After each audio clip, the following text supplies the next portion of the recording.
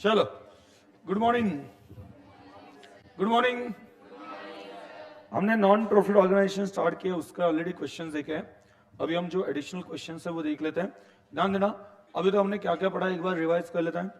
तो बोलो, जैसे आप पी&एल अकाउंट बनाते थे, पी&एल अकाउंट बनाते थे, उसके जैसा आपको यहाँ पे कौन सा अकाउंट बनाना है?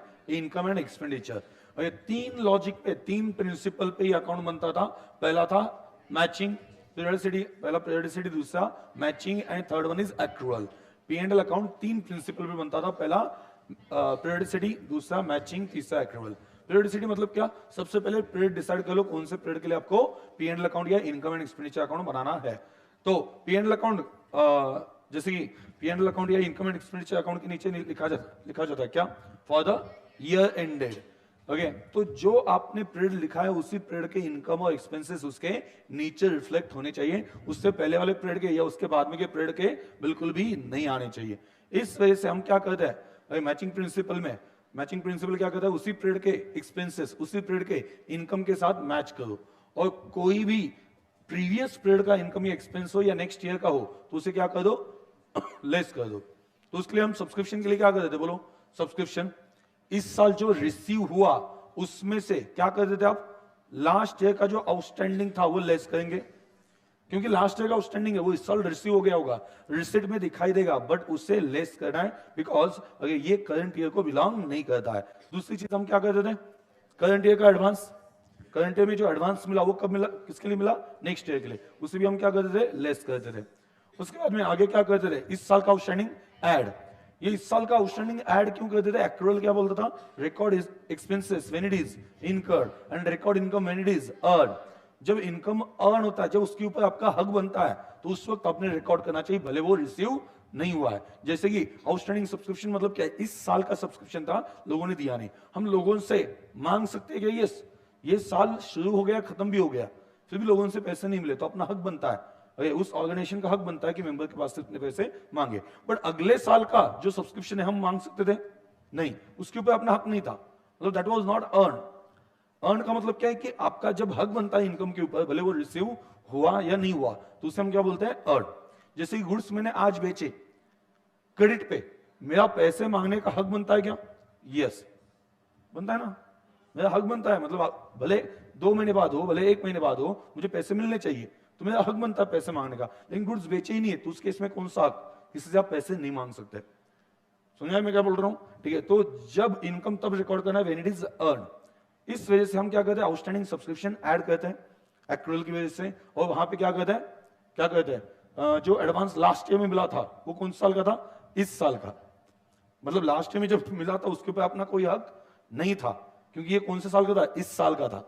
बीच में अगर कुछ हो जाता है तो वो चीजें या वो अमाउंट रिटर्न भी करनी पड़ सकती है। मतलब ये साल शुरू होने से पहले ही ऑर्गेनाइजेशन बंद हो गया, बराबर? तो उस केस में सबसे पहले किसे पेमेंट किया जाएगा? मतलब जिनका आउटस्टैंडिंग है, जिन्होंने एडवांस में दिया, उनका पैसा वापस मिल जाएगा अगर सफिशिएंट कैश अवेलेबल है तो। वो मेंबर्स है तो उनको सबसे लास्ट में मिलेगा। जैसे हमने पार्टनरशिप में क्या पढ़ा है? किससे पहले पैसे मिलेंगे? पार्टनर्स लोन, पार्टनर्स कैपिटल देने से पहले, या पार्टनर का जो भी एडवांस है। तो ऐसे केस में हमने ऐड क्या किया? लास्ट में जो एडवांस मिला था वो इस साल के लिए था, वो ऐड कर दिया, इस साल को बिलोंग करता है। क्लियर? तो इस तरह से हमने सब्सक्रिप्शन फाइंड आउट किया। सेम चीजों पे आप क्या फाइंड आउट कर सकते हो? कोई भी एक्सपेंडिचर, कोई भी इनकम, बराबर? करंट ईयर में जो एक्सपेंसेस रिसीव हो गए उसमें से लास्ट ईयर के जो आउटस्टैंडिंग है वो लेस करो, बराबर? इस साल जो एडवांस या प्रीपेड है वो लेस करो, क्यों? अगले साल से बिलोंग करता है। बाद में लास्ट ईयर में जो एडवांस या प्रीपेड किए थे वो कौन साल के थे? इस साल के, वो ऐड कर दो, और इस साल का आउटस्टैंडिंग में क्या कर दो? ऐड कर दो। सेम प्रिंसिपल पे क्या चलने वाला है? एक्सपेंसेस चलने वाला है। आप अगर रिसीट एंड पेमेंट अकाउंट से इनकम एंड एक्सपेंडिचर अकाउंट बना रहे हो, तो इनकम एंड एक्सपेंडिचर अकाउंट से रिसीट एंड पेमेंट भी बना सकते हो। उसमें कैसे चलना पड़ेगा? इसके एग्जैक्टली रिवर्स, क्योंकि उसमें आपको साल भर का इनकम पता होगा, साल भर का इनकम इस साल का, लेकिन मुझे चाहिए रिसीट। तो इस साल का आउटस्टैंडिंग रिसीव हुआ है क्या? नहीं हुआ है, क्या कर दो? लेस, बराबर? एक्रूअल बेसिस पे जाना नहीं, कौन से बेसिस पे जाना है? सिर्फ रिसीट बेसिस पे जाना है। इस साल का आउटस्टैंडिंग ऐड करना है, इस साल का आउटस्टैंडिंग क्या करेंगे? लेस कर देंगे। क्यों? क्योंकि पहले ऐड किया होगा इनकम एंड एक्सपेंडिचर अकाउंट में। बाद में इस साल में जो सॉरी लास्ट ईयर का जो एडवांस है, जो इस साल हमने ऐड किया था इनकम एंड एक्सपेंडिचर अकाउंट में, वो क्या कर दो? लेस कर दो, क्योंकि ये रिसीव लास्ट ईयर हुआ है, इस साल नहीं हुआ है। बाद में करंट ईयर का मतलब क्या कह सकते हैं, लास्ट ईयर का आउटस्टैंडिंग जो रिसीव हुआ इस साल वो ऐड करना है, और इस साल जो एडवांस मिला नेक्स्ट ईयर के लिए वो भी ऐड करना है, क्योंकि इन दोनों में क्या है, रिसिट है। ये हमने पढ़ा। उसके बाद में हमने पढ़ा था कौन सा अकाउंट एक्चुअल बेसिस पे कौन सा अकाउंट चलता है, income and expenditure. Receipt and payment सिर्फ रिसिट या कैश बेसिस पे चलता है, बराबर। तो आप यहां पे देखो, अगर आप बात करते हो कैपिटल एक्सपेंडिचर और रेवेन्यू एक्सपेंडिचर।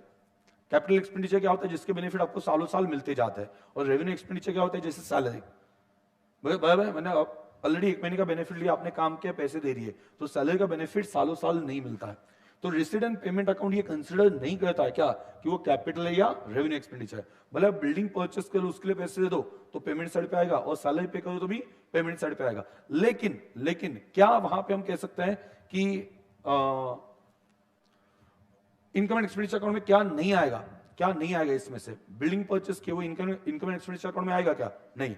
उसमें से इस साल जो यूज किया वो पोर्शन आएगा, मतलब उसका डेप्रिसिएशन आ जाएगा, लेकिन सैलरी आएगा क्योंकि वो रेवेन्यू एक्सपेंडिचर है, करेक्ट है। तो ये हमने पढ़ा था। उसके बाद में आगे कुछ एडजस्टमेंट्स थे, जैसे स्पोर्ट्स मटेरियल कंज्यूम। आपको इनकम एंड एक्सपेंडिचर अकाउंट में क्या लिखना पड़ता है, स्पोर्ट्स मटेरियल के लिए कितना पेमेंट किया ये लिखना पड़ता है, ये स्पोर्ट्स मटेरियल कितना यूज किया ये लिखना पड़ता है। स्पोर्ट्स मटेरियल कितना यूज किया, तो उसके लिए क्या, opening plus purchase minus closing. इसमें से मिसिंग क्या हो सकता है, परचेस। तो परचेस मिसिंग है तो क्या करोगे, किसे, क्रेडिटर्स अकाउंट। क्रेडिटर्स अकाउंट कौन सा अकाउंट है, बेसिकली लायबिलिटी अकाउंट। लायबिलिटी बढ़ती है तो क्रेडिट साइड पे, तो क्रेडिटर्स को कौन सा बैलेंस होता है, ओपनिंग क्रेडिट बैलेंस। तो वहां पे क्रेडिट साइड पे लिखेंगे बाय बैलेंस ब्रॉट डाउन, बाद में क्रेडिट साइड पे लिखेंगे परचेस, लेकिन परचेस मिसिंग है, हम एंड में फाइंड आउट करेंगे। बाकी चीजें लिख दो। आपको अगर रिसीट एंड पेमेंट अकाउंट दिया तो उसमें क्रेडिटर्स को कितना पेमेंट किया वो भी बताया होगा, तो वो कहां पे लिख दो, डेबिट साइड पे लिख दो, और बाद में क्लोजिंग बैलेंस आपको बताया होगा वो भी डेबिट साइड पे लिख दो। तो बचेगा क्या, purchase as an balancing figure, right. लेकिन रिसीट एंड पेमेंट अकाउंट में आपको क्या लिखना पड़ता है, रिसीट एंड पेमेंट अकाउंट बनाना हो तो उसमें आप क्या लिखोगे, मटेरियल कंज्यूम लिखोगे, मटेरियल कंज्यूम लिखोगे, या फिर पेमेंट लिखोगे, पेमेंट।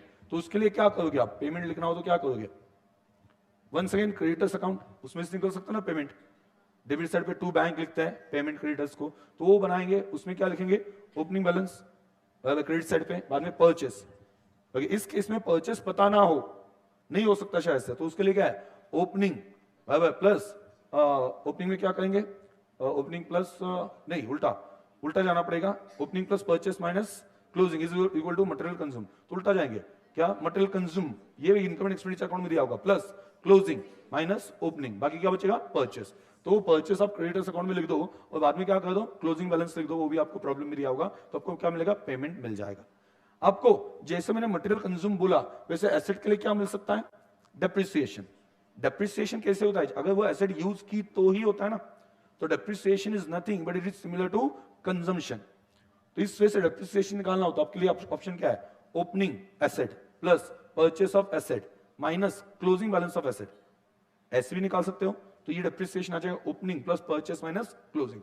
या फिर आपको क्लोजिंग निकालना है, कैसे निकालोगे, opening plus purchase minus consumption या डेप्रिसिएशन। कंजम्पशन की जगह पे यहां पे यूज करेंगे डेप्रिसिएशन, तो आपको क्या मिलेगा, क्लोजिंग मिल जाएगा। क्लियर, कोई डाउट है इसमें, कोई डाउट, नो, पक्का, ठीक है। तो ये चीजें हमने सभी पढ़ ली थी, कोई डाउट, नो, ओके। तो चलो यहां पे कुछ एडिशनल क्वेश्चंस देख लेते हैं जो आपके आरटीपीज और मॉक टेस्ट पेपर्स जो होते हैं उसमें से, ठीक है। RTP and mock test paper, अच्छा ये तो अप्रैल 2019 का है, मतलब सुना है, मतलब कुछ केस में आपको लगेगा कि आरटीपी जो है वो मान लो कि अभी तक 4-5 इश्यू हो चुकी है, और मॉक टेस्ट पेपर्स भी अभी तक 4 इश्यू हो चुके हैं, बट यहाँ पे क्वेश्चन 5 ही है क्योंकि क्वेश्चन रिपीट हो जाता है। सुना, क्वेश्चन क्या हो जाता है, कभी भी आरटीपी के मॉक टेस्ट पेपर में रिपीट हो जाता है, कभी मॉक टेस्ट पेपर के आरटीपी में रिपीट हो जाता है, तो सेम क्वेश्चन रिपीट करने की कोई जरूरत नहीं, same question as it is repeat हो जाता है। तो इस वजह से शायद से आपको मिलेगा 8 पेपर्स है, या उस पेपर में ऐसा हो सकता है कि जैसे टेस्ट पेपर में नॉट नेसेसरी सभी चैप्टर के ऊपर क्वेश्चन आ जाए, तो एक हाथ दूसरे टेस्ट पेपर में हो सकता है उस चैप्टर के ऊपर क्वेश्चन है ही नहीं, but we are trying to cover all the questions, उसमें से हम कोशिश करें कि सभी क्वेश्चन कवर कर ले, ठीक है। मतलब कंसेप्ट तो पढ़ लिए, सॉल्व भी किया, प्लस एडिशनली आपको कुछ क्वेश्चंस वहां पे सॉल्व किए जाए। व्हाट आई एम ट्राइंग, आपका जो टेस्ट है, जैसे कि आपने रिसेंट अगर टेस्ट देख लिया हो, ठीक है, तो उसमें आपको फाइनल अकाउंट के 2 एडिशनल एडजस्टमेंट्स आ गए थे। ये क्वेश्चन मैंने ही दिया था, सोचो कि चलो मजे लेते हैं। हाँ, तो ऐसा इंटेंशन ये नहीं था, उसी बहाने ओके वो भी कवर हो जाएगा। मुझे बाद में क्वेश्चन मिला कि नहीं, ये क्वेश्चन जो है वो हम 2 एडजस्टमेंट उसमें से लॉजिकली अलग नहीं थे। हमने परचेस वाला एडजस्टमेंट देखा था, कुछ परचेस में एसेट इंक्लूड हो गई थी, बराबर, ऐसा देखा था। सिर्फ उसमें डेप्रिसिएशन वाला पार्ट प्रोवाइड करना था। वो मैंने एक्सप्लेन करते वक्त आपको बोला था कि जब आप परचेस में से एसेट अलग निकालते हो तो एसेट के ऊपर डेप्रिसिएशन प्रोवाइड करो, अगर प्रॉब्लम में दिया हो तो। सिंपल बात है, सिर्फ डेप्रिसिएशन का एडिशनल एडजस्टमेंट था। और वो जो कमीशन था, कमीशन नहीं, कौन सा कमीशन था, वो आपने कंसाइनमेंट में पढ़ा हुआ है, profit before commission into rate of commission upon 100 plus rate of commission, याद है क्या? ऐसा हमने पढ़ा था। क्लियर? मतलब नेट प्रॉफिट पहले निकाल लो कमीशन आने से पहले, एंडिंग में आपने सभी एक्सपेंसेस लिखे, सभी इनकम लिखे, तो क्या करो, नेट प्रॉफिट निकालो कमीशन माइनस करने से पहले, और उस नेट प्रॉफिट इनटू क्या, net profit into rate upon 100 plus rate. Okay, तो इस तरह से आपको मिल सकता था। ओके, लेकिन वहां पे आपको अगर ऐसा लगा कि एडजस्टमेंट नहीं हुई है, ठीक है, तो आपने पढ़ाई ठीक से नहीं की है। फिर ये हमने ऑलरेडी पढ़ लिया है, बट थिंग वाज दैट कि चलो ओके सेम रिपीटेड क्वेश्चन डालने की बजाय कुछ नया क्वेश्चन डाल दे, या मतलब उसमें ऐसा कंफ्यूजन होना चाहिए, स्टूडेंट को याद रहना चाहिए कि हाँ ये एडजस्टमेंट ऐसे भी आ सकती है। मेरे पास ऑप्शन थे कि मतलब आप मैम से पूछ सकते हो कि ये क्वेश्चन किसने सिलेक्ट किया, ठीक है, ये मैंने सिलेक्ट किया। इंटेंशन ये था कि नहीं ठीक है, वहां पे कभी तो भी आपके सामने एक क्वेश्चन आ जाए, वैरायटी ऑफ क्वेश्चंस आ जाए, अलग अलग जगह से क्वेश्चंस आ जाए। क्लियर? मतलब टिल द एंड ऐसे क्वेश्चंस हम सभी देख लेंगे जो वैरायटी शायद से आ सकती है, मे भी आ सकता है, done, maybe through the study material हो, maybe through the RDB हो, या मॉक टेस्ट पेपर जो भी हो। क्लियर? या आपकी क्लास की टेस्ट सीरीज चलती हो उसके अकॉर्डिंगली। ठीक है, चलो ध्यान दो। अभी यहां पे क्या दिया है, Smith library society, Smith library society showed the following position. ठीक है, तो यहां पे देखो पोजीशन कब की है, 31 March 2017, balance sheet as on 31 March 2017। Clear? सभी लोगों को साथ में बोलना है क्या इफेक्ट्स देना है, याद है ना? अभी यहां पे देखना, हमने सॉल्व कर लिए, सॉल्व करते वक्त आप सिर्फ फॉलो कर रहे हो, मुझे नहीं चाहिए, आपको साथ में बताना है, हम इफेक्ट चेक कर लेंगे, जैसा हमने किसके लिए किया था ऑलरेडी, फाइनल अकाउंट्स के लिए किया था। एंडिंग में ऐसा देखा था कि आप बोल रहे थे सर ये इफेक्ट हम क्रॉस चेक करते जा रहे थे। ठीक है, तो वहां पे ये रिवीजन अच्छे से हो जाती है, क्योंकि आप बोल रहे हो, यू आर नॉट फॉलोइंग, आपका ध्यान पूरी तरह से प्रॉब्लम के सोल्यूशन के ऊपर है। ठीक है, चलो उन्होंने क्या दिया है, ये बैलेंस शीट कब का है, 31 मार्च 2017, और यहां पे रिसीट एंड पेमेंट अकाउंट दिया है 31 मार्च 2018 का, बराबर? मतलब आपको बैलेंस शीट कब की बनानी होगी, क्या क्या बनाना है, कुछ बोला है क्या? Prepare income and expenditure account for the year ended 31 March 2018 and balance sheet was on 31 March 2018। आप मुझे बताओ क्या प्रोसेस फॉलो करेंगे, प्रोसेस, हाँ प्रोसेस क्या फॉलो करनी, पहले एडजस्टमेंट देख लो, एडजस्टमेंट से क्या कर दो, ऊपर आइटम्स को टिक करके रखो। क्लियर? और आइटम्स को टिक करने के बाद में रेगुलरली स्टार्टिंग से शुरू करना है, मतलब जहां से कैपिटल फंड से मैं स्टार्ट कर दूंगा। क्लियर? जहां जहां पे एडजस्टमेंट देखेंगे वो कंप्लीट करके ही आगे बढ़ना है। क्लियर? चलो बोलो, पहला क्या, मेंबरशिप सब्सक्रिप्शन इंक्लूडेड, ये हो गया, थोड़ा कूलिंग बंद कर दो।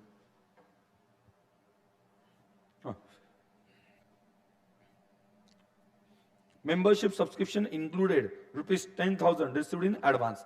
Provide outstanding rent. तो चलो किसको टिक करेंगे, मेंबरशिप सब्सक्रिप्शन ना, और दूसरा क्या है, रेंट, बराबर, रेंट एंड सैलरीज,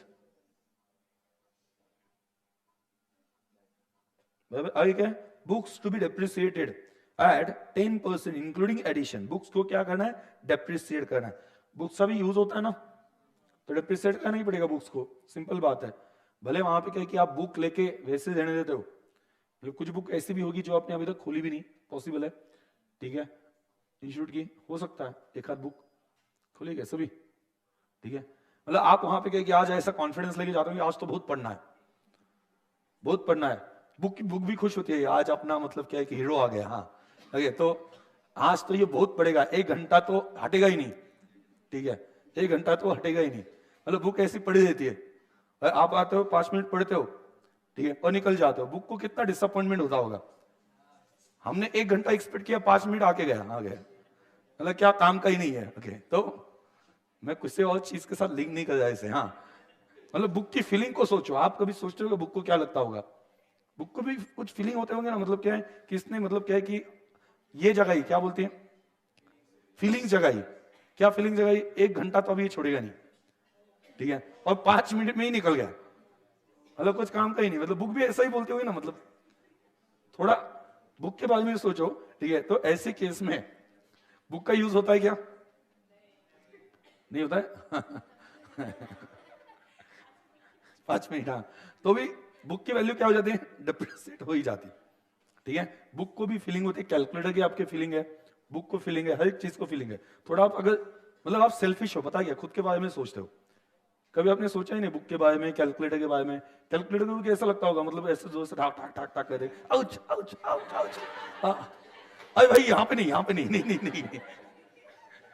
कुछ लोगों को तो आदत होती है, कुछ लोगों को तो आदत होती है, नीचे कॉर्नर में वो जो ए से या मतलब कुछ लिखा होता है ना, वहां पे अननेसेसरी दबाते हैं, ठक ठक ठक ठक ठक, ठीक है, मतलब वो दबाते रहते हैं, ठीक है। मतलब वो कैलकुलेटर का पार्ट क्या बोलता होगा, आप सोचो थोड़ा सा, ठीक है। कुछ लोगों को अननेसेसरी वो दबाने की आदत है, कुछ लोग नहीं, मैक्सिमम लोगों को, ठीक है। मतलब कुछ भी ऐसा ठक ठक ठक ठक ठक, वो 3-4 बार दबा देते हैं, ठीक है। बाद में प्लस वाला जो है, कॉन्फिडेंस नहीं होता, कैलकुलेटर भी नहीं, खुद भी नहीं, प्लस वाला 3-4 दबा देंगे, ठीक है। मतलब 100+100 का ना, 100 ठक ठक ठक ठक ठक, बाद में 100, ये मतलब वहां पे आदत होती है। थोड़ा कैलकुलेटर का भी सोचो, थोड़ा शांति से, प्यार से थोड़ा सा, ठीक है। तो उनको भी फीलिंग्स होते हैं, हर एक चीज के आपको फीलिंग है, आपके पेन को फीलिंग है, सैक को फीलिंग है, ठीक है। हर एक के साथ अच्छे से बिहेव करना, ठीक है, तभी जाके ये आपके काम में आ जाएंगे। हाँ, क्या हुआ? पेन से, हाँ, बात करो। मेरा लैपटॉप में लैपू से, मतलब घर पे बात करता हूँ, लैपू ऐसा नहीं करते बेटा, मतलब हैंग हो गया था ना, मैंने घर पे समझा दिया उसे, ठीक है। प्यार से बुलाए, प्यार से क्या बुलाए? लैपू। ओके, लैपटॉप को मैंने प्यार से बुला दिया, तब से वो अभी ठीक से चल रहा है, ठीक है। जब मैंने प्यार से बात की तो उससे भी प्यार से बात करो, ठीक है। तो थोड़ा सा वहां पे कि वो भी आपके अकॉर्डिंगली चलने लगेंगे। ओके, तो चलो, तो बुक्स की फीलिंग होती है, अगर आप सोच रहे हो, बुक खोल रहे हो, तो एटलीस्ट 1 घंटा तो कॉन्सेंट्रेट करके पढ़ो, तभी वो खुश हो जाएंगे, बराबर, और आपको वहां पे उसका फायदा मिल जाएगा। क्लियर? स्टैमिना लगता है पढ़ाई के लिए भी, बराबर ना। चलो, मेरा लैपटॉप किसी को बुलाते हो क्या लैपू करके? नहीं ना? हाँ, चलो, स्पेशली उनको ज्यादा पसंद आ गया, कोई कनेक्शन बैठ गया होगा। चलो, ध्यान देना, प्रोवाइड आउटस्टैंडिंग रेंट, तो सालिस कितना, 3000 लिख दिया वहां पे। Books to be depreciated at 10% including additions. Clear? Books to be depreciated, books कहां पे, बुक्स कहां पे, देखो यहाँ पे बुक परचेस किया है, उसका ओपनिंग बैलेंस भी होगा, मतलब बुक का ओपनिंग बैलेंस है प्लस परचेस भी किया है, दोनों के ऊपर डेप्रिसिएशन हम प्रोवाइड कर देंगे, ठीक है। Electrical fittings and furniture are also to be depreciated at the same rate.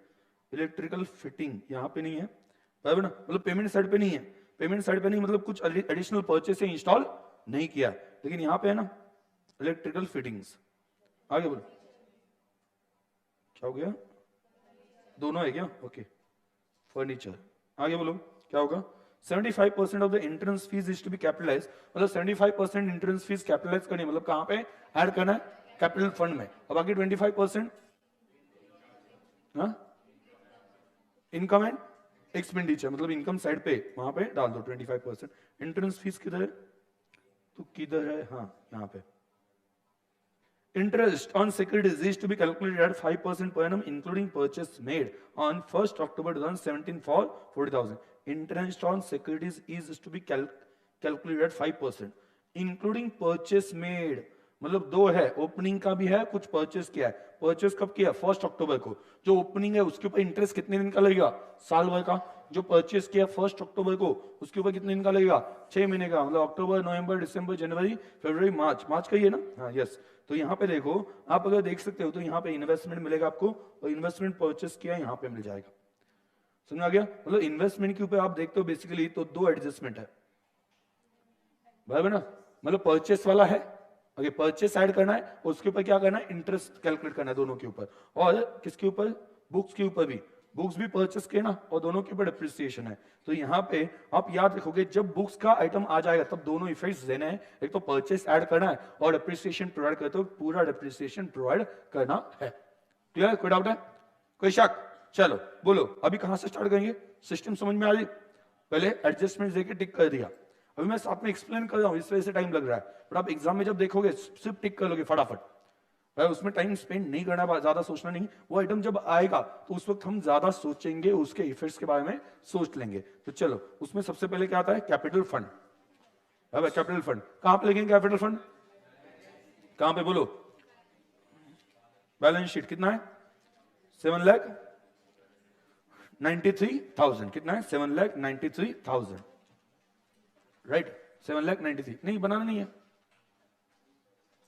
तो ये आंसर आपको मिलने वाला है आज इवनिंग, मोस्टली आज इवनिंग तक वो मैंने आपको बोला प्रिंट होके आने वाला है, उसमें ये सब कुछ आने वाला है, आपको सिर्फ प्रोसेस समझनी है, इफेक्ट समझना है, ध्यान दो, ठीक है। मतलब बहुत सी बार क्या हो जाता है पता है क्या, कि जब हम सॉल्व करते हैं तब ऐसा हो जाता है कि आप सिर्फ पीछे लगे हो कि नहीं लिखना है, लिखना है, ठीक है। आपको यहाँ पे कॉन्सेंट्रेट करके समझना है प्रोसेस क्या है, कैसे आगे बढ़ना है, ठीक है, वो आपको एडप्ट करनी है, ठीक है। बार बार लिखने की जरूरत नहीं है, अभी आपको ज्यादा अंडरस्टैंडिंग पे ध्यान देना, क्लियर, ये आपको मिल जाएगा, लिखने की जरूरत नहीं, आप मुझे बताते जाना, उस तरह से हम सॉल्व करते जाएंगे, इफेक्ट चेक करते जाएंगे। बोलो कितना अमाउंट है, 7,93,000, कहां पे जाएगा, लाइबिलिटी, कौन सी लाइबिलिटी, क्लोजिंग, बराबर, क्लोजिंग 7,93,000, बराबर। बाकी की जो अमाउंट है मैं टिक करते जाऊंगा, वो आइटम पोस्टिंग होने के बाद में, ठीक है। चलो अगला क्या है, अगला क्या है, expenses payable, it is opening expenses payable, ध्यान दो, ओपनिंग एक्सपेंसेस पेएबल, इसका मतलब क्या है, ये इस साल पे किए होंगे, इस साल पेमेंट साइड पे आए होंगे, पेएबल है कब, लास्ट ईयर में, इस साल क्या किए होंगे, पे किए होंगे, तो इस साल पे किए, तो यहाँ पे देखो एक्सपेंसेस कहीं भी तो दिखेंगे आपको, और ये देखो यहाँ पे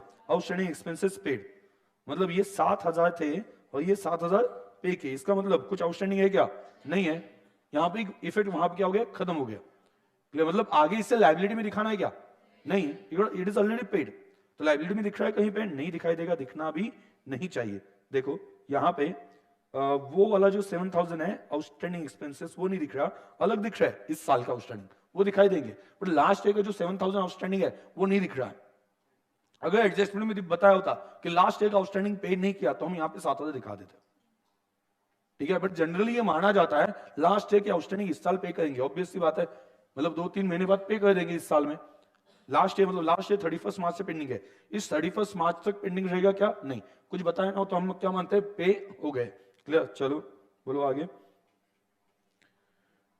आगे इलेक्ट्रिकल फिटिंग, इसके ऊपर एडजस्टमेंट क्या है, इलेक्ट्रिकल फिटिंग क्या एडजस्टमेंट है, डेप्रिसिएशन, डेप्रिसिएशन कितना, 10% से। अभी आप देखो इलेक्ट्रिकल फिटिंग में कुछ एडिशन है क्या, नहीं है, एडिशन दो चीजों में है, पहला क्या इन्वेस्टमेंट और दूसरा क्या है, बुक्स, उसमें एडिशन है, बाकी किसमें एडिशन नहीं है। अभी आप देखो कहां पे लिखोगे इसे, इसे कहां पे लिखोगे, एसेट साइड पे ना, इलेक्ट्रिकल फिटिंग 1.5 लाख, बराबर, उसके ऊपर 10% कितना, 15,000, कितना आ गया, 1,35,000, करेक्ट है, विदाउट, ओके आगे बोलो, इसका डेप्रिसिएशन का दूसरा इफेक्ट कंप्लीट करके जाना है, कहां पे, एक्सपेंडिचर में, इलेक्ट्रिकल फिटिंग 15,000, एडजस्टमेंट के दो इफेक्ट्स कंप्लीट करके ही आगे बढ़ना है। यहां पे सबसे ज्यादा गलती हो सकती है कि आपने एक इफेक्ट दिया, एक इफेक्ट दिया नहीं, तो ये ध्यान रखना, इफेक्ट देके आगे बढ़ना। आगे बोलो क्या है, मैं आपके लिए वो ये भी शेयर कर देता हूं, आपके पास भी अभी के लिए रहने दो, देखना हो तो कर दो शेयर, मतलब आप भी देख सकते हो प्रॉब्लम, और इफेक्ट्स मैं यहां पे दिखा दूंगा, ठीक है, उसके इफेक्ट्स हम यहां पे चेक कर लेंगे, बार बार स्क्रॉल करने की जरूरत नहीं, आपके सामने प्रॉब्लम तब तक के लिए रहेगा, क्लियर। तो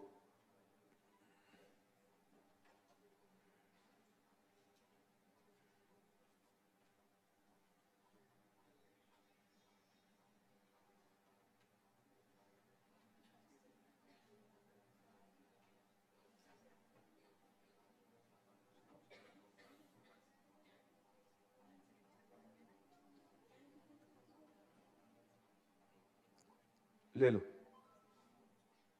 बच गया किसका तो,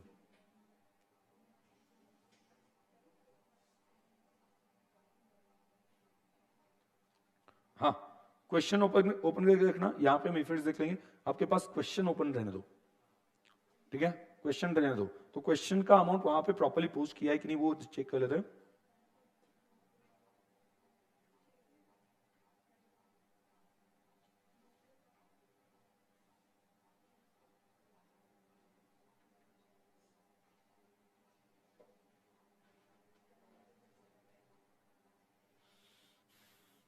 चलो आगे क्या है, अगला क्या है,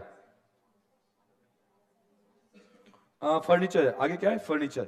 फर्नीचर कहां पे लिखोगे, इसमें कोई एडिशन है क्या, फर्नीचर में कोई एडिशन है क्या, नहीं है भाई, ऑलरेडी टिक करके रखा है, फर्नीचर में कोई एडिशन नहीं है। फर्नीचर कहां पे जाएगा, बोलो सभी लोग, कहां पे जाएगा, एसेट साइड पे, एसेट साइड पे चला जाएगा। क्लियर, तो एसेट साइड पे गया भाई भाई, उसके ऊपर डिप्रिसिएशन कितना है, 10% है। 10% मतलब कितना आएगा, 5000 भाई भाई, तो 5000 तो आउटर कॉलम में आएगा 45। अब ये 5000 एडजस्टमेंट में आया ना, इसके कितने इफेक्ट, दो। दूसरा इफेक्ट कहां पे, दूसरा इफेक्ट कहां पे, एक्सपेंडिचर में, तो यहां पे फर्नीचर का भी डिप्रिसिएशन आ गया। क्लियर, अगला जो आइटम है वो कौन सा है, बुक्स। बुक्स के ऊपर एडिशन है, कितना एडिशन है बुक्स के ऊपर, देखो एडिशन कितना, पेमेंट साइड पे दिखाई देगा, 60,000, मतलब आपके पास बुक जो है वो टोटल कितनी आ गई, 4,60,000, राइट। अभी आप देखो बुक्स जो है वो कितनी है, 4,60,000, कैसे है ये, 4 लाख प्लस 60,000, राइट। उसके ऊपर डिप्रिसिएशन कितना, 10%, तो कितना 46,000, तो 46,000 तो आउटर में आएगा 4,14,000, और 46,000 का सेकंड इफेक्ट कहां पे, एक्सपेंडिचर, कहां पे, एक्सपेंडिचर में, एक्सपेंडिचर में, यहां पे देखो 46,000 का इफेक्ट आ गया। बराबर, आगे बोलो।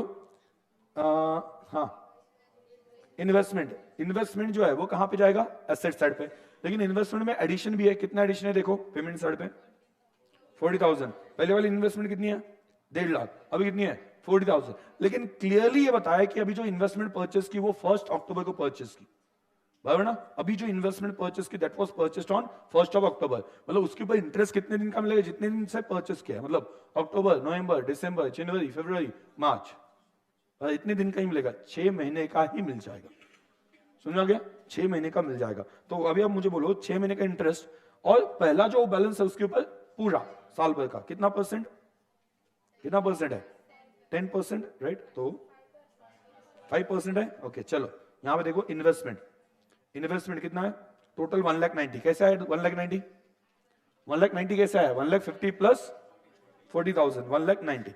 अभी इंटरेस्ट एक्रूड कितना है, ध्यान देना, ध्यान देना, मैं क्या करता हूं हमेशा कितना इंटरेस्ट है वो कैलकुलेट करता हूं, उसमें से जितना रिसीव हो गया वो माइनस करता हूं, जितना मिलना चाहिए, कितना मिलना चाहिए, 1.5 लाख के ऊपर 5%, मतलब कितना 7,500, 1.5 लाख के ऊपर 5%, 7,500, तो ये 40,000 जो उसके ऊपर 5%, लेकिन उसका हाफ आधे साल का चाहिए ना, 5% पूरे साल का होता है, तो बोलो 40,000 के ऊपर 5%, 2,000, 2,000 का आधा कितना 1,000, मतलब 7,500 प्लस 1,000 कितना होना चाहिए 8,500, लेकिन मिला कितना है, रिसीट साइड पे देखो, रिसीट साइड पे कितना मिला है 8,000, तो 8,000 मिला, मतलब कितना मिलना बाकी है 500, तो 500 को क्या दिखाएंगे, आउटस्टैंडिंग। दो इफेक्ट्स इसके, दो इफेक्ट्स कहां पे, इनकम साइड पे, इनकम साइड पे और एसेट में ऐड।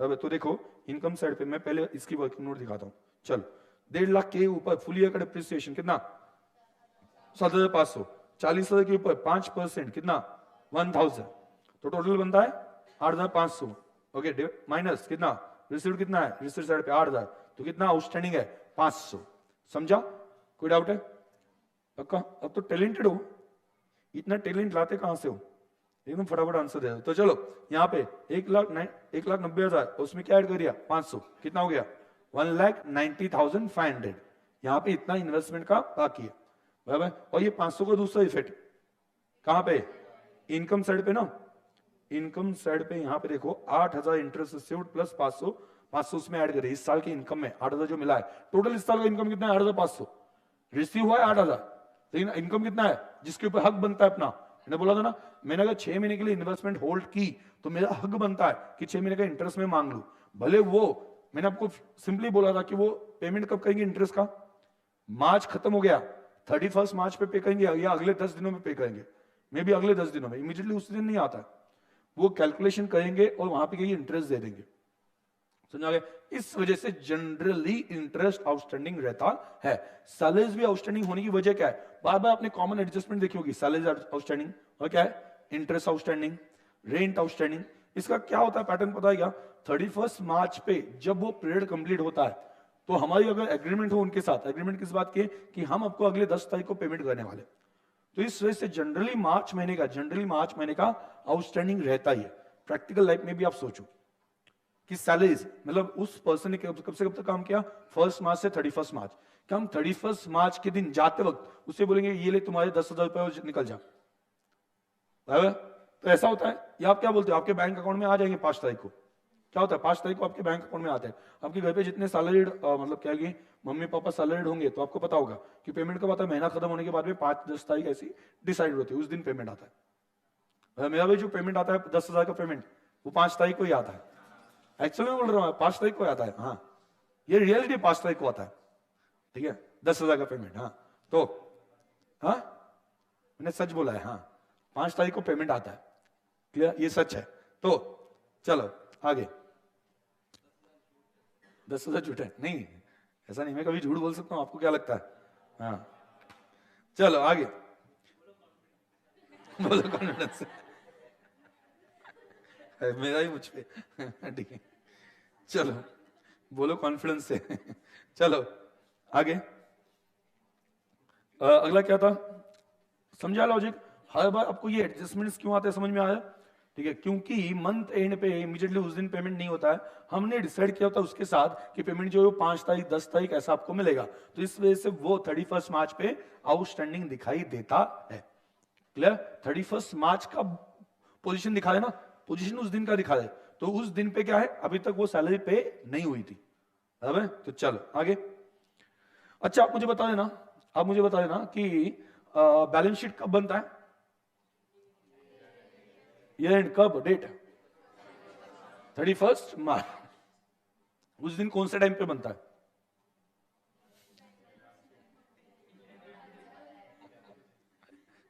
ग्यारह बजे, 12 बजे, रात को 12 बजे दिन निकलता है उस दिन। हाँ नेक्स्ट डे बनता है, इतना इमीडिएटली बन सकता है? नहीं, देखो प्रैक्टिकली आपके सामने, आपको क्या लगता है कि ये ट्रायल बैलेंस ये आधे घंटे में बन जाता है, बट आपको ऐसा नहीं होता। प्रैक्टिकल लाइफ में आपको क्या करना पड़ता है, सभी बुक्स चेक करने पड़ते हैं, पहले सभी अकाउंट्स बुक चेक करने पड़ते हैं कि सभी इफिट्स दिए नहीं दिए, कुछ बचा तो नहीं, तो चेक करते आना पड़ता है, बैलेंसिंग करनी पड़ती है। बैलेंसिंग करने के बाद में अगर कुछ अकाउंट इनकम्प्लीट हो तो कंप्लीट करना पड़ता है, बाद में बैलेंसिंग होती है, बैलेंसिंग के बाद में ट्रायल बैलेंस बनता है और बाद में वहां पे बैलेंस शीट बन जाता है। So it may take even 2 to 3 months, ठीक है, 2-3 महीने लग जाते हैं। कुछ कंपनीज को उसका ऑडिट करवाना कंपल्शन है, जब तक ऑडिट नहीं होता तब तक वो बैलेंस शीट फाइनल नहीं मानी जाती, बराबर? तो याद रखना 31 मार्च पे बैलेंस शीट नहीं बनती है, बराबर? ये मैंने आपको क्यों क्लियर किया, क्योंकि इंटरमीडिएट में इसका यूज है बहुत। स्टूडेंट्स इसी इंप्रेशन में रहते हैं कि 31 मार्च के दिन बैलेंस शीट बनती है, 31 मार्च की बैलेंस शीट बनती है, लेकिन वो 31 मार्च के बाद में बनती है। इस वजह से एक पूरा अकाउंटिंग स्टैंडर्ड आगे जाके आपके सिलेबस में ऐड हो चुका है, ये इतनी ऐसी चीज की वजह से। Events occurring after balance sheet date, balance sheet date के बाद में इवेंट्स आए तो क्या मतलब, 31 मार्च के बाद में इवेंट्स आए तो आपको लग सकता है कि क्या फर्क क्या पड़ता है, तो आए क्या फर्क पड़ता है, लेकिन प्रॉब्लम समझो 31 मार्च के बाद में जो इवेंट्स आए, वो इवेंट्स मतलब मान लो 5 तारीख को ऐसा हुआ, 5 तारीख को ऐसा हुआ कि आग लगी आपके बिजनेस में, मतलब तुम्हारे बिजनेस को आग लगे, मोबाइल को आग लगे वैसे, तो उस बिजनेस को आग लगी, पूरा बिजनेस जल के खाक हो गया, और आप बैलेंस शीट बना लो कब, जून में, जून में बैलेंस शीट बना। अभी जून में जब बैलेंस शीट बनाओ, आपको पता है ना कि ये जो लैंड हम दिखा रहे, ये जो बिल्डिंग हम दिखाते हैं, ये फर्नीचर जो दिखाते वो जल गया, तो कंफ्यूजन बढ़ जाता है, समझ में आया ना? 5 अप्रैल 31 मार्च होने के बाद में 5 दिन बाद क्या हो गया, आग लग गई, बिजनेस पूरा जल गया। ओके, तो आपको जून में जब आप बैलेंस शीट बना रहे हो, आपको पता है क्या पता है कि ऑलरेडी जो बैलेंस शीट में हम एसेट दिखा रहे, लैंड बिल्डिंग वगैरह जो भी है, लैंड को तो कुछ फर्क नहीं पड़ता है, बट बिल्डिंग और फर्नीचर और मशीनरी, इसका तो वहां पे लॉस हो गया होगा, कॉम्पिटेंस हो गया। तो जो हम बैलेंस शीट में दिखाए, जो दिखाए वो सभी आज है ही नहीं, लेकिन बैलेंस शीट में दिखाए, तो इसके ऊपर ऑब्वियसली कंफ्यूजन हो सकता है। मतलब कुछ लोग क्या बोलेंगे, रियलिटी दिखाओ, क्या वो है ही नहीं, तो बैलेंस शीट में वो दिखने की क्या जरूरत है? कुछ लोग बोलेंगे गलत बात है, 31 मार्च पे तो वो था ना, तो इसके ऊपर वहां पे क्या है कि ऑब्वियसली डिस्प्यूट्स या कंफ्यूजन वहां पे स्टार्ट हो गया। उसके ऊपर अकाउंटिंग स्टैंडर्ड है AS4, बराबर? इतने से टॉपिक के ऊपर और बहुत एक्सप्लेनेशन है उसमें, ठीक है। सिंपली उन्होंने क्या बोला है इसके लिए याद रखना, अगे इतना डायरेक्टली यूजफुल नहीं है, बट ये कंसेप्ट आपको पता होनी चाहिए मेरे हिसाब से, बहुत बेसिक कंसेप्ट है। 31 मार्च, ध्यान देना, 31 मार्च या उससे पहले वो इवेंट स्टार्ट हो गया हो और बाद में वो इवेंट कंफर्म हो गया, समझ में मैं क्या बोल रहा हूं? 31 मार्च पे वो इवेंट या उससे पहले स्टार्ट हो गया, मतलब बैलेंस शीट डेट से पहले वो स्टार्ट हो गया, उसका एग्जिस्टेंस था और बाद में वो ईयर एंड के बाद में खत्म हो जाता है या फाइनल हो जाता है, तो उस केस में उसे एडजस्ट करना है। और ऐसे जो इवेंट्स है जो 31 मार्च के बाद में ही आए, पहले थे ही नहीं, पहले उसका नामो निशान नहीं था, जो 31 मार्च के बाद में ही आए उसे एडजस्ट नहीं करना है। उसके नोट दिखाओ लगता है तो नीचे, मतलब ये 5 तारीख को जो आग लगी, क्या वो आग 31 मार्च से थोड़ी थोड़ी थोड़ी थोड़ी लगती गई है? हाँ या ना? नहीं ना, मतलब ये 31 मार्च में एग्जिस्टेंस में था। ये आग अलग तरीके की है, ये रियल वाली आग है। आप उसे दूसरे आग के साथ कंपेयर मत करना जो स्लोली स्लोली लगती है। हाँ ठीक है, तो हाँ तो वो अलग आग है, ये रियल वाली बोल रहा हूं, जेन्युइन वाली तो अचानक से लगती है ना। तो ये 31 मार्च में एग्जिस्टेंस में थी क्या? 31 मार्च में नहीं, तो इसे एडजस्ट नहीं करना है, इसका इफेक्ट नहीं देना है। भैया इसका लगता है तो नोट दिखा दो नीचे, क्योंकि 31 मार्च पे इसका कोई एग्जिस्टेंस नहीं था। बट ये आपके लिए यूजफुल है, 31 मार्च पे हमें लग रहा था कि एक पर्सन हमें पैसे नहीं देगा, उसके लिए हमने प्रोविजन फॉर डाउटफुल डेट्स बनाई थी। प्रोविजन फॉर डाउटफुल डेट्स बनाया था 31 मार्च पे होना था ना, प्रोविजन फॉर डाउटफुल डेट्स बनाया था, और वो 15 अप्रैल को इंसॉल्वेंट डिक्लेयर हो गया। 15 अप्रैल को क्या हो गया? इंसॉल्वेंट डिक्लेयर हो गया। मैं जून में बैलेंस शीट बना रहा हूं, मुझे पता है कि जो मैं प्रोविजन बोल रहा था वो तो अभी बैड डेट्स है। अभी आप मुझे बताओ, क्या ये इवेंट, क्या ये पॉसिबिलिटी, क्या ये इवेंट 31 मार्च से पहले शुरू हो गया था? शुरू तो हो गया था ना, कि मैंने उसे पीडीडी माना, मतलब क्या मुझे लग रहा था ये पैसे नहीं देगा, ना? ये वहां से शुरू हो गया था और 15 अप्रैल को वो फाइनल हो गया। तो जो इवेंट्स 31 मार्च या उससे पहले शुरू होते हैं या उसका एग्जिस्टेंस होता है और बाद में लगता है तो फाइनल हो जाता है वो, तो उसे एडजस्ट कर दो, उसे एडजस्ट करना है, क्योंकि वो सिचुएशन कब से स्टार्ट हो गई थी? 31 मार्च है उससे पहले से, तो उसे एडजस्ट करना है। लेकिन जो सिचुएशन डायरेक्टली 31 मार्च के बाद में स्टार्ट हो गई उसे एडजस्ट नहीं करना। मतलब सिंपल वर्ड में एडजस्टिंग इवेंट्स कौन से होता है कि जो 31 मार्च पे या उससे पहले एग्जिस्टेंस में थे बिजनेस में, और नॉन एडजस्टिंग कौन से होते हैं? जो बाद में आ जाते हैं, जो पहले थे ही नहीं। समझ आ गया? ठीक है, तो हमें यहां पे क्या है कि इतना डिटेल में वहां पे क्या है कि शायद से ना पूछ ले यहां पे, ठीक है, बट कभी जाके वहां पे दिमाग में रख लेना, कभी जाके उन्होंने बोला कि 31 मार्च पे वो क्या था? प्रोविजन था, हम प्रोविजन मान रहे थे, और 15 अप्रैल को बैलेंस शीट बनाने से पहले कंफर्म हो गया कि वो इंसॉल्वेंट है, अभी तो पैसे मिलेंगे नहीं। तो अब डायरेक्टली उसे प्रोविजन दिखाओगे या डायरेक्टली बैड डेट्स दिखाओगे? बैड डेट्स ही दिखा दोगे। उसके लिए प्रोविजन मत बनाओ, प्रोविजन मत दिखाओ, डायरेक्टली उसे बैड डेट्स ही दिखाओ। It is supported by accounting standard. मतलब आगे आपको बहुत नॉलेज लेना है, जैसा मैंने आपको सिंपली बता दिया, ये चीजें हमने कभी सोची ही नहीं होती इस लेवल पे। क्लियर? अकाउंटिंग स्टैंडर्ड आपको बताता है कि एग्जैक्टली अकाउंटिंग कैसे करें, उसके लॉजिक्स क्या है, ये अकाउंटिंग स्टैंडर्ड बताता है। तो इस वजह से मैं इंटर में जब स्टार्ट करता हूं तो पहले अकाउंटिंग स्टैंडर्ड स्टार्ट करता हूं, क्योंकि आप लॉजिक समझो, सभी के पीछे लॉजिक समझो, लॉजिक के बाद में प्रॉब्लम स्टार्ट कर दो, तो आपको प्रॉब्लम सॉल्व करते वक्त भी वहां पे कंफ्यूजन नहीं होता है, क्योंकि मुझे लॉजिक पता है। सिंपल बात है। नहीं तो स्टूडेंट्स क्या करते हैं जनरली, वहां पे पहले क्या होता है? चैप्टर स्टार्ट होता है, और चैप्टर स्टार्ट होने के बाद में अकाउंटिंग स्टैंडर्ड्स पढ़ते हैं। अकाउंटिंग स्टैंडर्ड पहले पढ़ लिए होते तो प्रॉब्लम में भी मदद मिलती है उसकी, ये ऑब्वियस सी बात है। ठीक है, हालांकि अकाउंटिंग स्टैंडर्ड्स कॉम्प्लिकेटेड है, बट अभी आपको मैंने 5 मिनट में समझ में आ गया ना, कॉम्प्लिकेटेड है बोला जाता है अकाउंटिंग स्टैंडर्ड। किसी भी इंटर के स्टूडेंट, फाइनल के स्टूडेंट को बोलना अकाउंटिंग स्टैंडर्ड वो कॉम्प्लिकेटेड कहता है, ठीक है, बट कॉम्प्लिकेटेड ऐसा कुछ नहीं, लॉजिक समझ में आ गया तो सब कुछ आसान है। तो 31 मार्च से पहले इवेंट स्टार्ट हो गया था, एग्जिस्टेंस में था, तो क्या बोलेंगे? क्या बोलेंगे? एडजस्ट करो। और उस वक्त एग्जिस्टेंस में था ही नहीं, नामो निशान ही नहीं था, बाद में आ गया, तो उसे एडजस्ट नहीं करना है, लगता है तो नोट में दिखा दो। आपको लगता है कि मेजर है या इंपॉर्टेंट है, ये बताना चाहिए, तो नोट में दिखा दो, उसे एडजस्ट नहीं करना है, बिकॉज 31 मार्च पे वो एग्जिस्टेंस में था ही नहीं। ओके, अभी आप देखो, ऐसा हो सकता है कैश आपके एम्प्लॉय ने चोरी की, आपके एम्प्लॉय ने कैश चोरी की, कब? In the month of March. आपको इमीडिएटली पता नहीं चलेगा शायद से, आपको पता चल गया मे बी मई महीने में, जब तो बैलेंस शीट बना नहीं है। कैश चोरी होगी 31 मार्च पे, सॉरी या मार्च महीने में, लेकिन पता चल गया कब? मई महीने में। आपको बैलेंस शीट नहीं बनाया, अगर बैलेंस शीट पीएनएल अकाउंट बनाओगे उसमें ये एडजस्ट करोगे लॉस बाय थेफ्ट या नहीं करोगे? करेंगे। क्यों? क्योंकि ऑलरेडी वो 31 मार्च से पहले का एग्जिस्टेंस है उसका, ये सिर्फ बाद में क्या हो गया?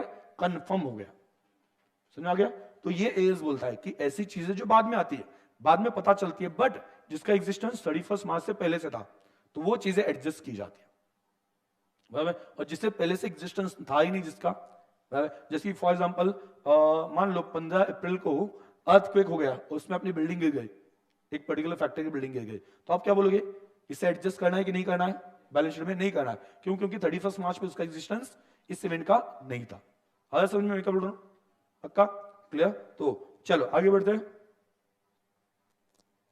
हाँ अगला नेक्स्ट अगर देखते हो क्या है यहाँ पे मोबाइल में, देखो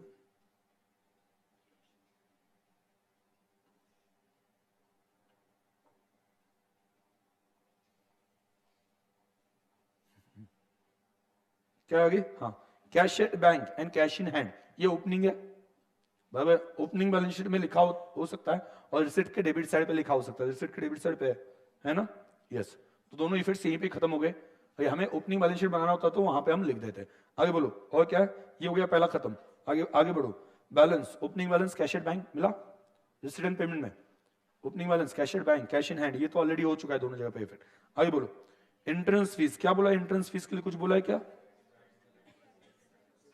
क्या करना है एंट्रेंस फीस, एंट्रेंस फीस का ही बोला है क्या वो, चलो एंट्रेंस फीस क्या करना है, कैपिटलाइज करना है, तो अभी आप इनकम साइड पे जाओगे तो इनकम साइड पे जाके क्या बोलोगे, एंट्रेंस फीस इनकम साइड पे कितना दिखाओगे, 30,000 का सिर्फ 25%, क्योंकि 75% क्या करना है कैपिटलाइज, ये कितना जाएगा 7,500, क्लियर। उसमें से बाकी जो है एंट्रेंस फीस कैपिटल फंड में कितना 22,500 क्या हो गया ऐड हो गया, क्लियर।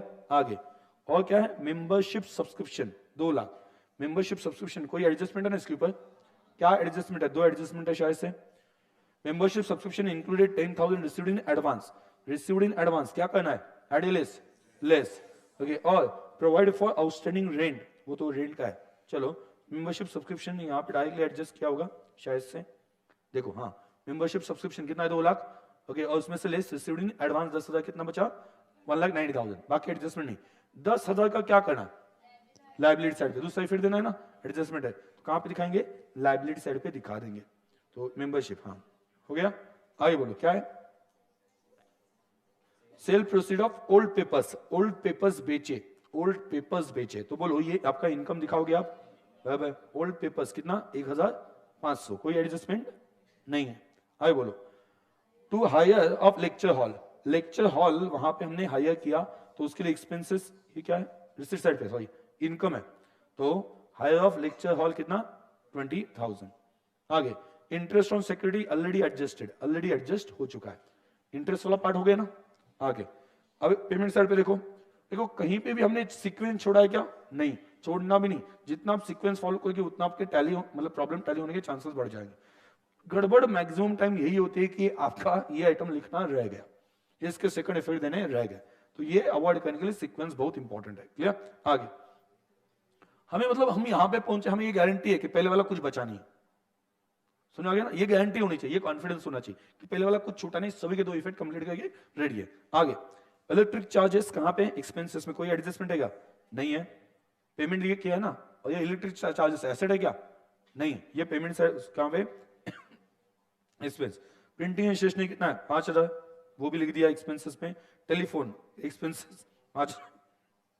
आगे क्या है, बुक्स परचेस हो गया इसका एडजस्टमेंट बराबर, आउटस्टैंडिंग एक्सपेंसेस पेड 7,000, ये भी हो गया ना, ऊपर जो 7,000 आउटस्टैंडिंग था वो पे हो चुका है।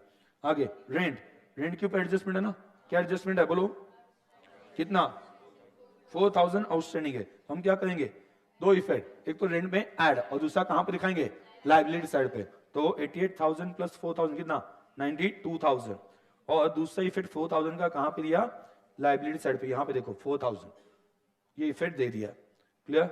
आगे और क्या है, रेंट के बाद में इन्वेस्टमेंट हो गया इसका, यस, और क्या हो गया सैलरीज, सैलरीज कितना 66, एडजस्टमेंट है इसके ऊपर, यस, कितना आउटस्टैंडिंग है 3,000, तो 3,000 आउटस्टैंडिंग का इफेक्ट बताओ, 2 इफेक्ट ऐड, कहां पे ऐड एक्सपेंसेस में ऐड, सैलरीज में एक्सपेंसेस में ऐड, और दूसरा कहां पे लाइबिलिटी साइड पे, तो यहां पे देखो यहाँ पे ऐड एक्सपेंसेस में दिखाया है और यहाँ पे लाइबिलिटीज में ऐड किया होगा, तो कहां पे हाँ सैलरीज 66 प्लस 3 बराबर, ये डेप्रिसिएशन अपना हो चुका है, और कुछ बचा है क्या देख लो।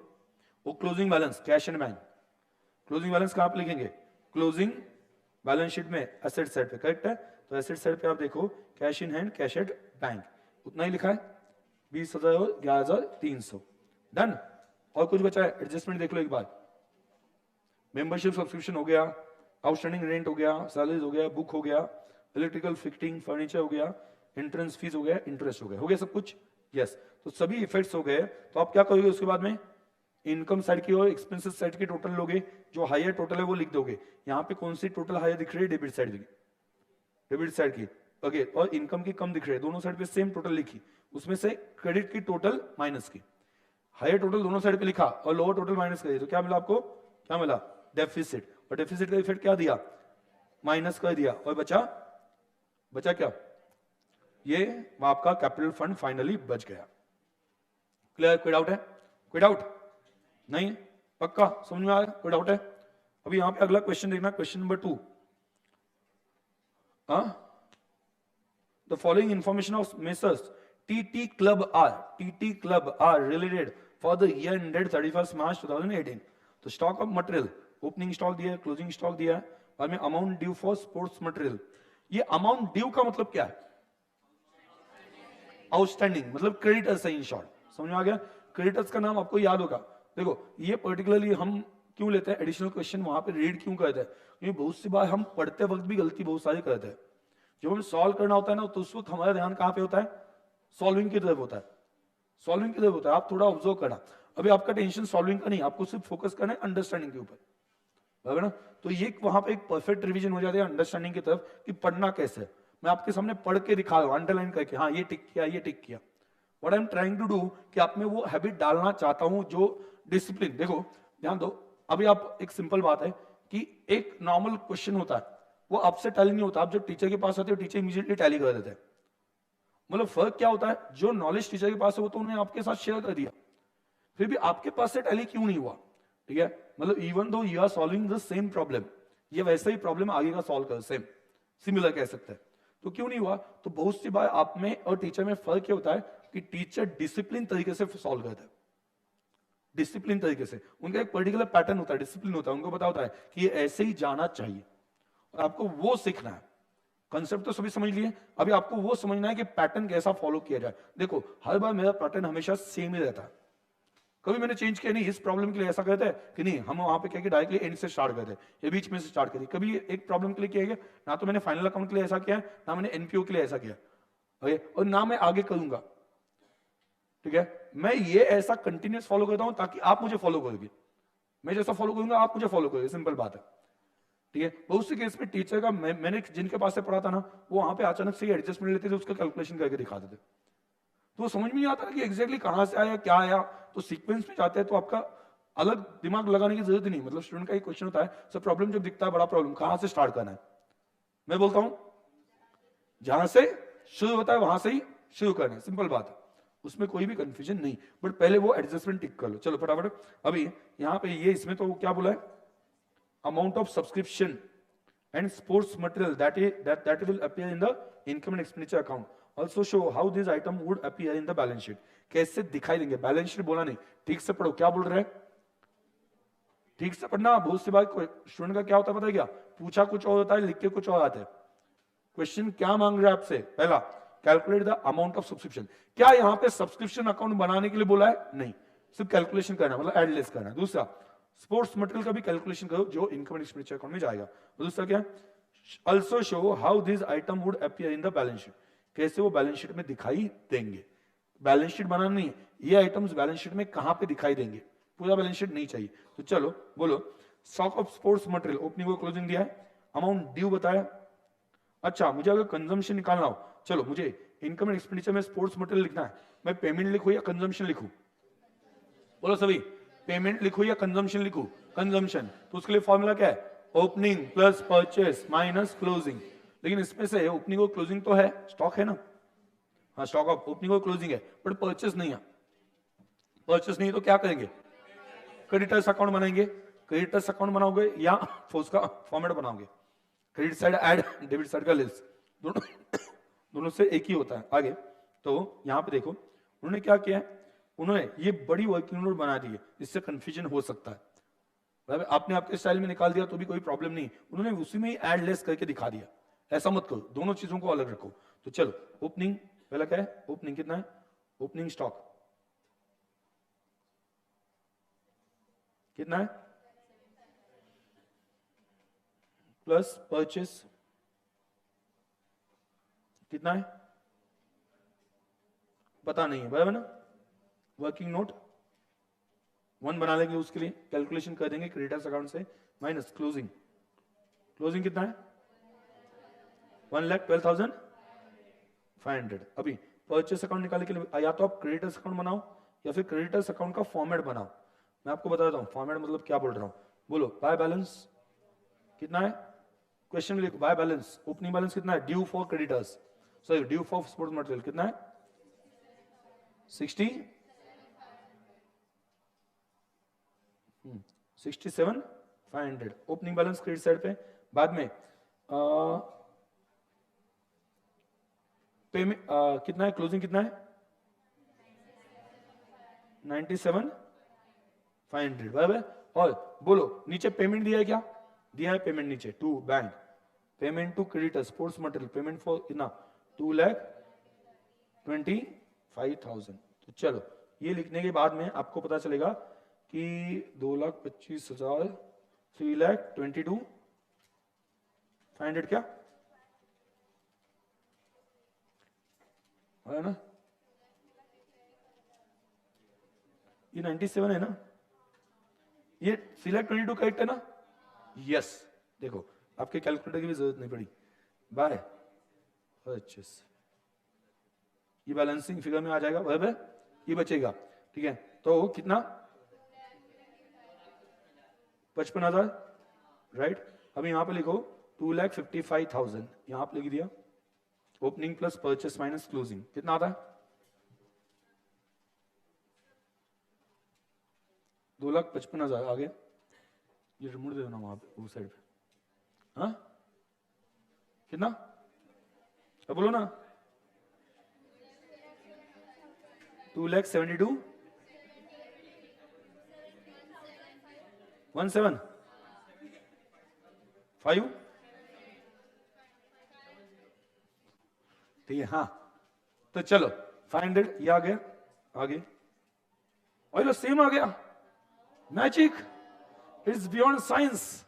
आगे क्या बात है 2,17,500 मतलब उन्होंने कुछ भी फॉर्मेट फॉलो किया अल्टीमेटली उनके हिसाब से फॉलो किया। उन्होंने क्या किया अभी आप देख लेते हैं, ठीक है। उन्होंने क्या किया ओपनिंग किया, उन्होंने क्या किया पेमेंट उसमें से लेस ऐड कर दिया अमाउंट ड्यू और तो आ गया 2,55,000। उन्होंने फॉर्मेट बना दिया, कैसे फॉर्मेट बना दिया, ये दोनों ऐड किए इसमें से ये लेस कर दिया। वैसा हमने वही किया ना, सिर्फ अकाउंट के फॉर्मेट में लिखा है तो वही किया है, सिर्फ हमने अकाउंट के फॉर्मेट में मैंने दिखाया था, ठीक है। उससे आगे 2,55,000 उसमें उन्होंने क्या किया opening stock plus purchase minus closing. तो इस तरह से वहां पे आ गया 2,17,500 करेक्ट है। ये one of the important adjustment है, आपको मैंने पहले भी बोला था। इस एडजस्टमेंट के ऊपर भी सिर्फ क्वेश्चन आ सकता है जैसा ये क्वेश्चन है। ये इसमें दो ही एडजस्टमेंट बोले, दो एडजस्टमेंट इंपॉर्टेंट है, one is subscription another is subscription और दूसरा कौन सा स्पोर्ट्स मटेरियल या मटेरियल कंज्यूम या एसेट का भी हो सकता है कि एसेट का डिप्रिसिएशन निकालो, वो भी ऐसे निकालते हैं opening plus purchase minus closing. तो चलो अभी यहाँ पे सब्सक्रिप्शन का क्या हो गया बोलो, सब्सक्रिप्शन रिसीव्ड कितनी है इस साल 3,75,000 हमें किसके लिए चाहिए इनकम एंड एक्सपेंडिचर के लिए। तो 3 लाख कितना 75 उसमें क्या करोगे सब्सक्रिप्शन ड्यू लास्ट ईयर में जो ड्यू थी लास्ट ईयर की जो आउटस्टैंडिंग थी वो इस साल मिली होगी, उसे नहीं चाहिए क्या कहेंगे लेस, ये लेस कर देंगे 16,500। ये कौन साल की आउटस्टैंडिंग है इस साल की, तो ऐड करेंगे इस साल की आउटस्टैंडिंग ऐड करनी 9,000 क्या करेंगे लास्ट ईयर में एडवांस मिला ना, कौन से साल के लिए मिला इस साल के लिए, तो ऐड करेंगे और ये इस साल का एडवांस क्या करेंगे लेस। तो ये सभी करने के बाद में आपके पास कितना है बोलो सेम है 3 lakh. Wow once again it is beyond the science, ठीक है मिरेकल जादू जादू। चलो कोई डाउट है। अभी उन्होंने बोला है कि बैलेंस शीट में कैसे दिखाई देगा यार, बैलेंस शीट बनाने के लिए नहीं बोला है, बैलेंस शीट का एक्सट्रैक्ट मतलब क्या पार्ट कुछ हिस्सा दिखाओ ऐसा बोला है।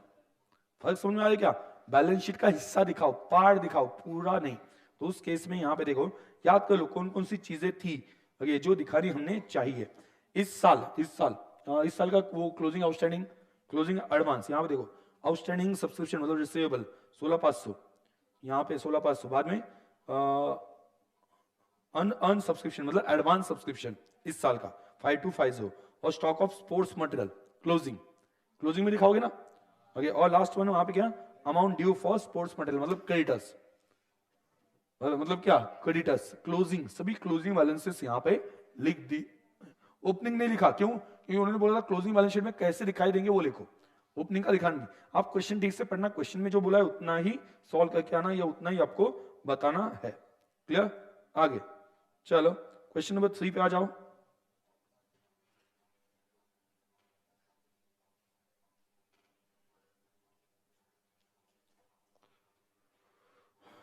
पानी बोतल दे दो, यहाँ पे रखी नहीं है वाटर बोतल,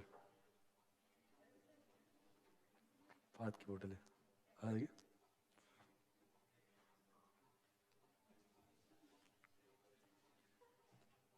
इतनी बड़ी,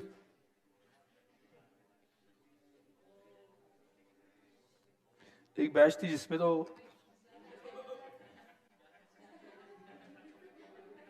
जादू जादू जादू जादू, वाव, ये तो जादू है। हाँ? पानी गिरा के देखो लैपू पे, नहीं लैपू को नहाना पसंद नहीं है, ठीक है, वो नहाया तो मतलब वहां पे वो उसका वो तबीयत खराब हो जाता है, ठीक है, फीवर चढ़ जाता है। हाँ, फेंका ना, पानी डाल दिया ना, बॉडी पे डाल दो, क्या बोल रहे थे? नहीं नहीं, उसने पहले कुछ बोला।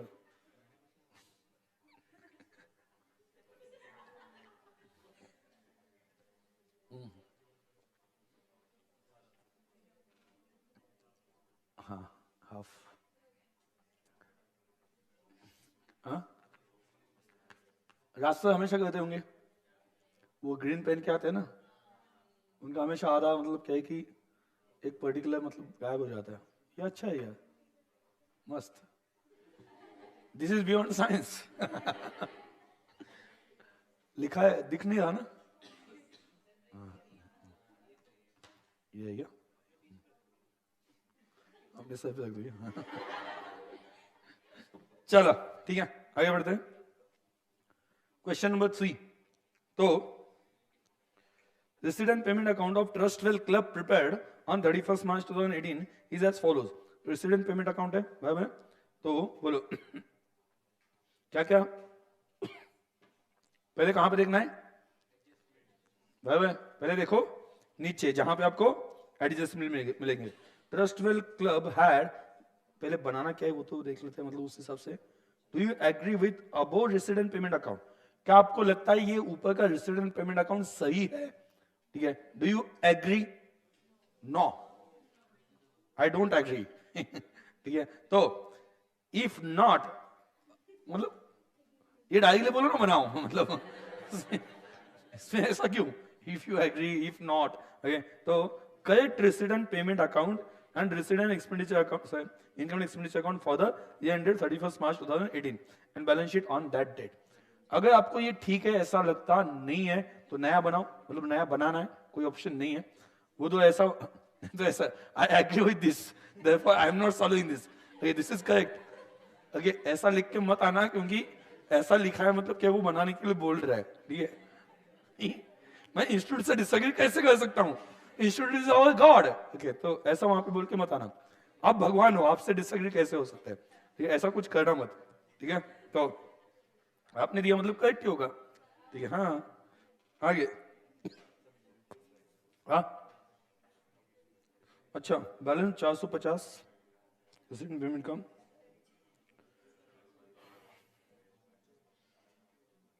आगे एनुअल इनकम फ्रॉम पेमेंट, ये क्या हो गया, receipt payment of subscription, outstanding of last year उन्होंने क्या किया,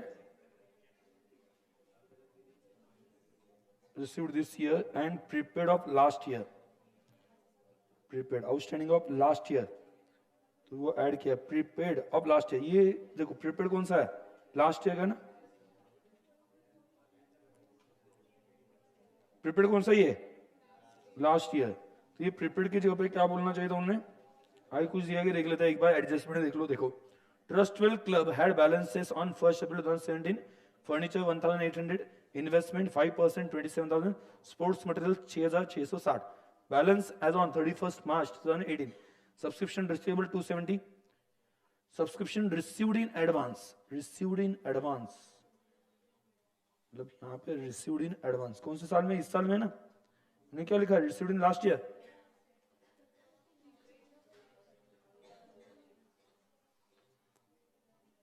(31 मार्च 2018 का ये कौन सा है,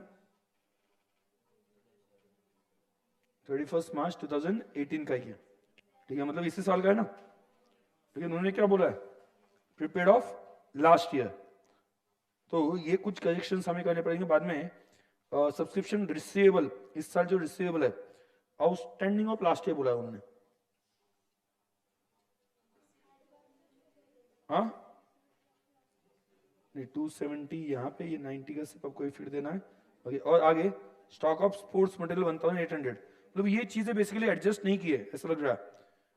तो चलो स्टॉक ऑफ स्पोर्ट्स मटेरियल 1800, यहाँ पे क्या दिया है sports material by expenses including for sports material, sports material कितना है 2700, ये अलग अलग दिखाना चाहिए था ये दो चीजें बराबर। और उसमें से हमें क्या करना है, स्टॉक ऑफ स्पोर्ट्स मटेरियल कितना करना है 1800, ये क्या है बैलेंस है, क्लोजिंग बैलेंस है, ठीक है।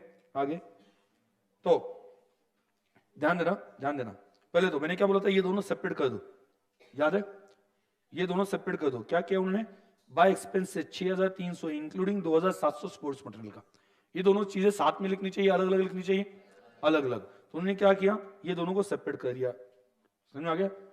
मतलब करेक्शंस करने, मतलब ज्यादा प्रॉपर या जो होना चाहिए था वैसा आपको अकाउंट बना के दिखाना है। आपने अगर रिसीट एंड पेमेंट अकाउंट एक बार क्रेडिट बना दिया तो उसके आगे इनकम एंड एक्सपेंडिचर अकाउंट बन ही जाएगा, वो तो बहुत सिंपल बन जाएगा। बट इसमें जो बेसिक प्रॉब्लम्स है वो पहले क्रेडिट कर दो पहला। बाद में ओपनिंग बैलेंस का क्या प्रॉब्लम है, ओपनिंग बैलेंस, ओपनिंग बैलेंस हाँ 450, उसका कोई प्रॉब्लम नहीं है, ओपनिंग बैलेंस डेबिट साइड पे ही लिखा जाता है। अब यहाँ पे देखो सब्सक्रिप्शन जो है टू सब्सक्रिप्शन, टू सब्सक्रिप्शन, तो उसके इसमें एनुअल इनकम कितना बोला है उन्होंने 4590, वो ठीक है। और उसमें कुछ एडजस्टमेंट्स बाकी है, कुछ एडजस्टमेंट्स बाकी है, दो तो उन्होंने एडजस्ट किए। पहला क्या किया 270 क्या किया है ऐड, एंड 90 क्या किया है लेस। 270 एक मिनट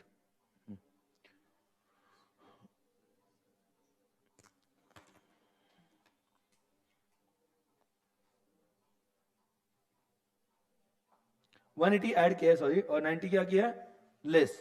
तो ये लास्ट ईयर का है ना, आउटस्टैंडिंग ऑफ लास्ट ईयर, वो इस साल मिला होगा वो ऐड कर दे, ठीक है कोई प्रॉब्लम नहीं, बराबर ना।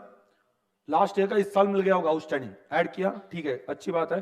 बाद में prepaid of last year, last year का वो प्रीपेड है, ये लास्ट ईयर का एडवांस है, मतलब इस साल मिला है क्या रिसीव हुआ है क्या नहीं हुआ है, तो उसे वहां पे क्या है कि इंक्लूड करना नहीं चाहिए था, इस वजह से उन्होंने लेस किया। ये ठीक, दो ठीक चीजें ठीक है।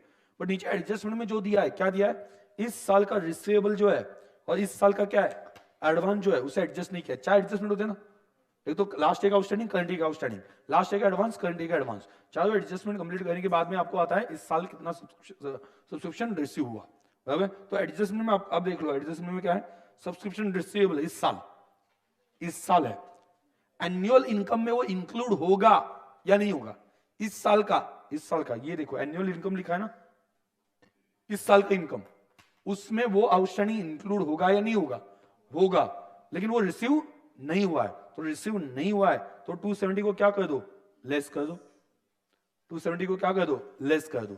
आगे अगला क्या दिया है सब्सक्रिप्शन रिसीव्ड इन एडवांस, इस साल एडवांस मिला है, इस साल एडवांस मिला है मतलब रिसीव हुआ है, तो क्या करोगे ऐड करोगे, ये रिसीव हुआ है। उसके बाद में करेक्टेड अमाउंट कितना लिखा 4500, जो कि पहले कितना लिख रहा था 4680, वो सही नहीं था, समझ में आ गया ना, करेक्ट कर दिया। तो एडजस्टमेंट पेंडिंग थे। अभी इसके सभी के इफेक्ट्स बोलो, सभी के इफेक्ट्स। ये तो ये कौन सा है, ये ओपनिंग वाला है ना, उसके opening balance sheet, opening balance sheet बनाने की जरूरत है या नहीं है, कैपिटल फंड दिया है क्या, कैपिटल फंड दिया है नहीं, तो बनानी पड़ेगी ओपनिंग बैलेंस शीट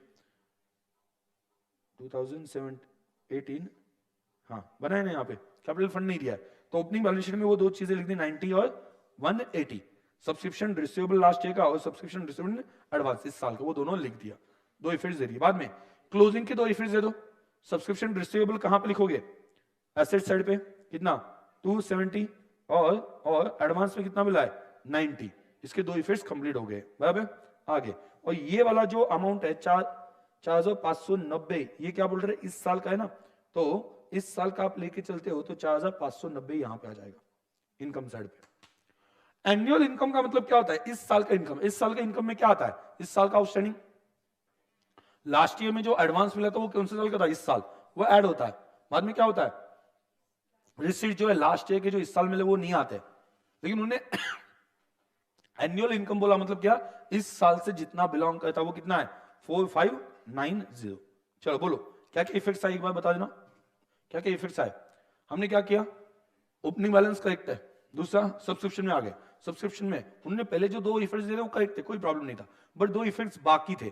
कौन से दो इफेक्ट, इस साल का आउटस्टैंडिंग जो कि हमने लेस किया एनुअल इनकम से, क्योंकि एनुअल इनकम में सभी चीजें इंक्लूड होती है इस साल की, एनुअल इनकम में सभी चीजें इस साल की इंक्लूड होती है, तो लेस कर दिया ताकि मुझे रिसीट पता चल जाए, और जो इस साल एडवांस मिला है वो क्या कर दिया, ऐड कर दिया, क्योंकि रिसीट हुआ है ना, भले वो एनुअल इनकम में नहीं आना चाहिए बट रिसीट साइड पे तो आना चाहिए, तो ऐड कर दिया। क्लियर, तो ये मेरा साल भर का इनकम है, मैंने इनकम साइड पे, आप बोलोगे आपके दिमाग में आएगा सर आपने रिवर्स क्यों नहीं किया, आप रिवर्स करके देख लो वही आ जाता है, 4500 में से रिवर्स फॉलो करना, आपका 4590 ही आ जाता है बराबर ना। तो डायरेक्टली आपको पता है 4590, तो यहाँ पे 4590 लिख दिया और ओपनिंग बैलेंसेस और क्लोजिंग बैलेंस के दो दो इफेक्ट्स कंप्लीट कर दिए। बराबर, आगे बोलो, आगे कौन सा वहां पे कह सकते हैं जो अगला बोलो, टू अदर फीस, इसमें कोई चेंज नहीं है, कोई एडजस्टमेंट नहीं, डोनेशन फॉर बिल्डिंग, तो ये 90,000, इसमें भी कोई चेंज नहीं है। क्लियर, मतलब जो चेंज नहीं वो मैं टिक कर रहा हूं। आगे एक्सपेंसेस अलग अलग दिखाने, अलग अलग दिखा दिए, भाई दोनों एक साथ मर्ज करके दिखाए। ओके, तो मटेरियल अलग दिखाना चाहिए, एक्सपेंसेस अलग दिखानी चाहिए, और क्लोजिंग बैलेंस वहां पे क्लोजिंग बैलेंस जो है वो अभी चेंज होगा। क्लोजिंग बैलेंस चेंज कैसे होगा, कोई और एडजस्टमेंट है क्या, एक बार देख लो नीचे एडजस्टमेंट में क्या, फर्नीचर कितना है,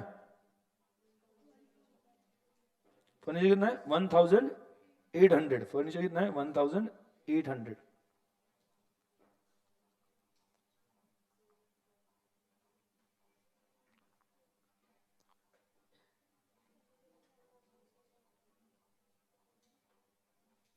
इन्वेस्टमेंट 5%, 27,000।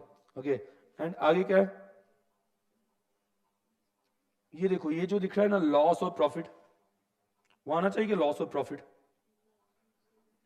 लॉस ऑन सेल मिला क्या, वो आना चाहिए कि रिसीट एंड पेमेंट अकाउंट में, ये कौन से अकाउंट में आना चाहिए, इनकम एंड एक्सपेंडिचर अकाउंट में आना चाहिए, तो यहां से निकाल लेंगे हम, और वहां पे यहां पे लिखा है क्या, आंसर में नहीं लिखा है, लॉस वाला नहीं लिखा है। अभी यहां पे देखो, लॉस लिखना नहीं है और क्या लिखना नहीं है, प्रॉफिट लिखना नहीं, बट उससे बेच के कितना पैसा आ गया, रिसिट या पेमेंट, ये तो लिखना पड़ेगा। अभी आप मुझे बोलो कि कितना है, फर्नीचर कितने का था 450, कितना लॉस हुआ 180, कितना लॉस हुआ 180, तो कितना हमें रिसीव हुआ 270, तो ये रिसीट साइड पे दिखना चाहिए ना, तो रिसीट साइड पे कितना आ गया 270, तो यहाँ पे 450 माइनस 180, तो कितना आता है 270।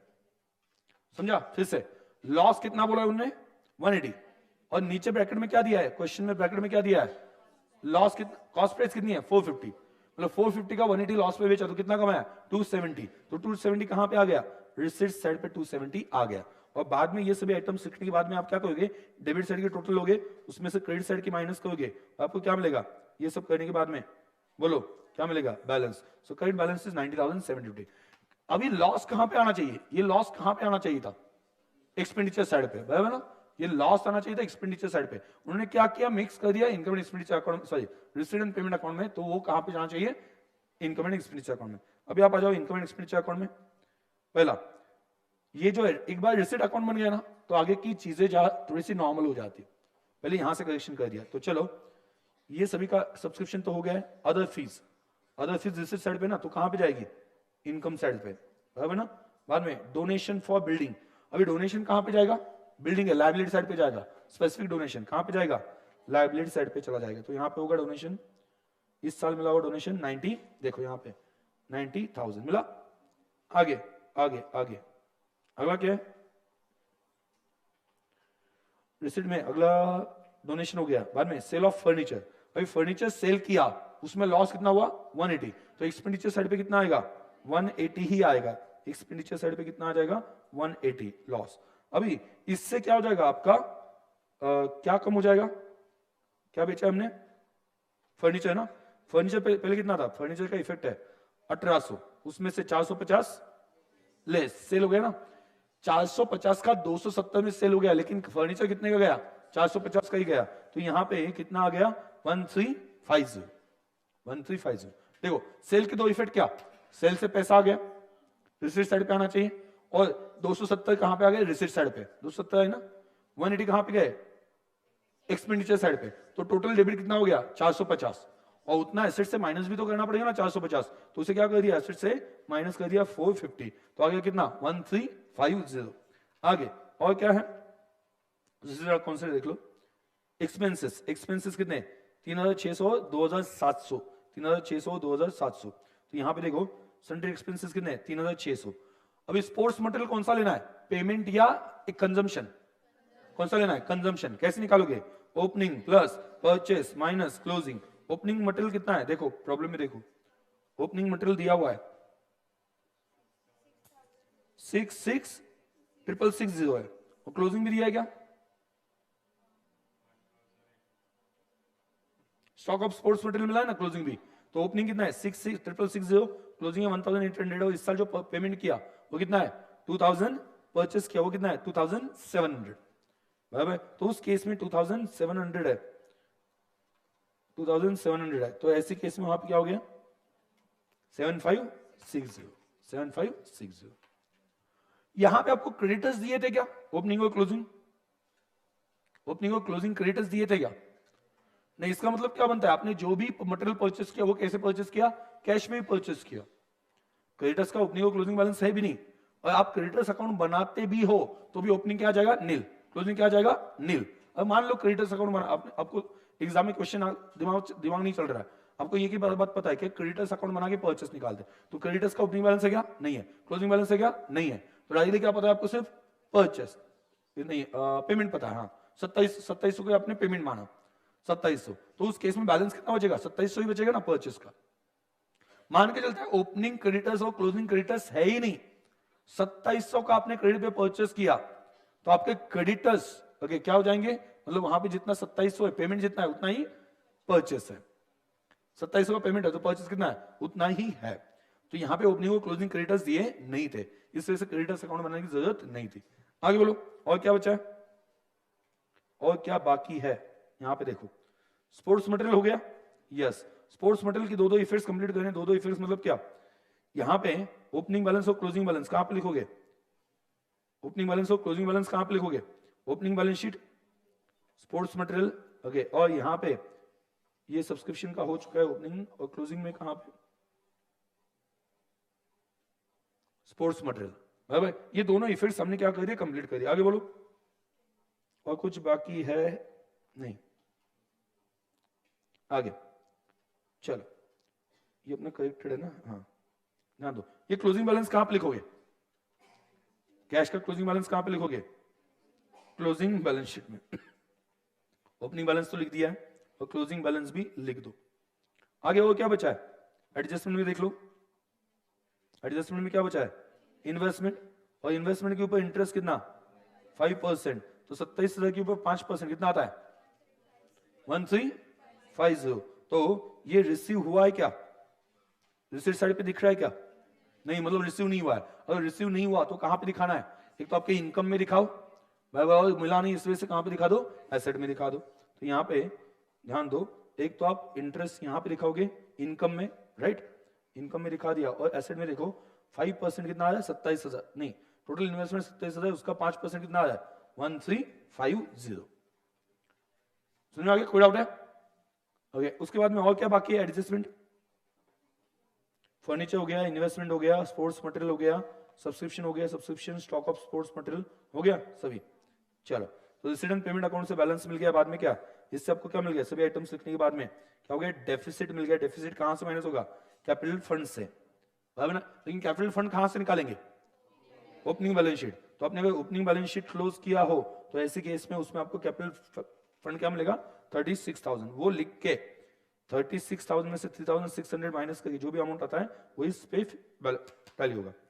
बाकी चीजें नॉर्मल थी, क्या अलग था ये मुझे बताओ पहले। What was different? डिफरेंट ऐसा क्या था? हाँ, करेक्टेड रेसिडेंट पेमेंट, उसमें प्रॉब्लम क्या था? फिर पहले प्रॉब्लम क्या था? एक्सपेंसेस जोड़ किए थे, मर्ज किए थे। ओके, वो अलग अलग दिखाने चाहिए पेमेंट साइड पे, बराबर। तो हमने 6,300 थे, उसमें 2700 स्पोर्ट्स मटेरियल था, तो हमने 3,600 अदर एक्सपेंसेस लिखे और 2,700 क्या लिखे? अलग लिख दिया, मतलब स्पोर्ट्स मटेरियल परचेस किया। और क्या प्रॉब्लम था बोलो, याद कर लो। वो प्रॉब्लम ही याद करना, बाकी तो नॉर्मल एडजस्टमेंट है। बाकी क्या है? सब्सक्रिप्शन। सब्सक्रिप्शन में दो आइटम्स का एडजस्टमेंट नहीं था, कौन सा? इस साल का आउटस्टैंडिंग और इस साल का एडवांस। तो रिसिट एंड पेमेंट अकाउंट में लिखना हो तो इस साल का एडवांस इस साल में जो मिला हुआ ऐड करते हैं, क्योंकि रिसिट है ना, और इस साल का आउटस्टैंडिंग क्या करता है? लेस, उतना हमने एडिशनली एड लेस कर दिया। और प्रॉब्लम क्या था? लॉस। लॉस जाता है एक्सपेंसेस साइड पे, पर उन्होंने कहां पर लिखा? पेमेंट साइड पे। तो ये लॉस हमने देखा 450 का 180 में 180 लॉस पे बेचा है, तो कितने में बेचा? 270। 270 कहां पे आना चाहिए? कहां पे आना चाहिए? रिसिट साइड पे। तो रिसिट साइड पे 270 लिखे, 180 एक्सपेंसेस साइड पे लिख दिया, और एसेट से 450 माइनस कर दिया। और कुछ प्रॉब्लम था? नहीं। इसके बाद में हमने बैलेंस निकाला, क्लोजिंग बैलेंस आ गया रिसिट एंड पेमेंट का। वो क्लोजिंग बैलेंस कहां पे जाएगा? क्लोजिंग बैलेंस शीट में। और ओपनिंग कैश बैलेंस कहां पे जाएगा? ओपनिंग बैलेंस शीट में। उसके आगे की चीजें तो नॉर्मल ही है, उसके आगे कुछ नहीं। और ऑलरेडी उन्होंने एनुअल इनकम दिया था, ध्यान दो। एनुअल इनकम का मतलब क्या है? ये annual income income expenditure account में लिखा जाता है या रिसिट एंड पेमेंट अकाउंट में लिखा जाता है? इनकम एंड एक्सपेंडिचर अकाउंट में एनुअल, इस साल का। एनुअल मतलब साल का, इस साल का। तो ये इस साल का जो इनकम है कहां पर लिखा जाता है? इनकम एंड एक्सपेंडिचर अकाउंट में। वो तो ऑलरेडी दिया था, नहीं तो आप रिवर्स फॉलो करते हो तो भी आ जाएगा, वही आ जाएगा, सेम ही आ जाएगा, कोई प्रॉब्लम नहीं। समझे क्वेश्चन? कोई भी डाउट नहीं? पक्का? डन। आगे यहां पे और क्या दिया? अभी यहां पे देखो क्वेश्चन नंबर 4, इसमें एडजस्टमेंट आप देखते हो तो कंस्ट्रक्शन, बिल्डिंग अंडर कंस्ट्रक्शन है, बाद में value of hospital equipment,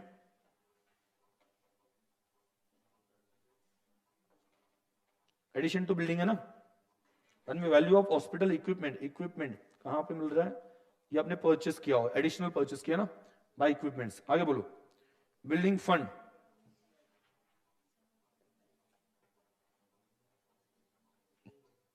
next building fund के लिए कुछ और एडिशनल मिला है क्या? ये ईयर एंड के बैलेंसेस है ना, देखो 31 दिसंबर 2019 ये ईयर एंड है, और यहाँ पे 31 दिसंबर 2019 दिया है। बिल्डिंग फंड ओपनिंग दिया है। अभी ओपनिंग बिल्डिंग फंड है तो गवर्नमेंट ग्रांट किसके लिए मिल गई? बिल्डिंग के लिए मिल गई, सुना है? बिल्डिंग के लिए मिल गई, तो क्या हो जाएगी? ऐड हो जाएगी। Subscription in arrears, subscription in arrears, तो यहाँ पे सब्सक्रिप्शन इन एरियर्स यहाँ पे आ जाएगा। आगे बोलो, इन्वेस्टमेंट इन 8% गवर्नमेंट सिक्योरिटीज, इन्वेस्टमेंट इन 8% गवर्नमेंट सिक्योरिटीज। तो इस साल कुछ इन्वेस्टमेंट किए क्या, या इंटरेस्ट मिला है क्या? बोलो, कुछ तो भी हुआ है, इन्वेस्टमेंट है ना इस साल 20%, उसके ऊपर इंटरेस्ट मिला है क्या? रिसीट साइड पे कुछ दिख रहा है कि इंटरेस्ट हो गया? नहीं, मतलब इंटरेस्ट क्या होगा? इंटरेस्ट क्या होगा? इन्वेस्टमेंट इन सिक्योरिटीज, यहां पे अमाउंट नहीं दिया। ये कब परचेस किया? 1 जुलाई को, मतलब कितने दिन का? 6 मंथ्स का। 31 दिसंबर एंड है, वो पढ़ते जाओ। ये एंड कब है? 31 दिसंबर। जुलाई से 31 दिसंबर कितना होता है? 6 महीना। तो 6 महीने का आपको आउटस्टैंडिंग दिखाना पड़ेगा, क्योंकि रिसीट साइड पे नहीं दिख रहा है, बराबर? रिसीट साइड पे नहीं दिख रहा है, तो आप क्या करोगे? बोलो बोलो, क्या क्या करोगे? बैलेंस, बैलेंस ओपनिंग बैलेंस कहां पे लिखोगे? कैपिटल फंड दिया है क्या? कैपिटल फंड दिया है? नहीं। तो कैपिटल फंड नहीं दिया तो कहां पे लिखोगे? मतलब ओपनिंग बैलेंस शीट बनाओगे। ओपनिंग बैलेंस शीट भी बनाना है तो क्या क्या बनाए? देखो यहाँ पे आंसर, उसमें इनकम एंड एक्सपेंडिचर अकाउंट दिया है, बाद में बैलेंस शीट दिया है क्लोजिंग, और ओपनिंग बैलेंस शीट दिया है, करेक्ट है? क्लियर? और यहाँ पे कुछ एडजस्टमेंट्स दिए, वर्किंग नोट दिए। चलो, ओपनिंग बैलेंस कहां पे लिखोगे? ओपनिंग बैलेंस शीट कहां पे लिखोगे? ओपनिंग बैलेंस कहां पे लिखोगे? ओपनिंग बैलेंस शीट में, राइट?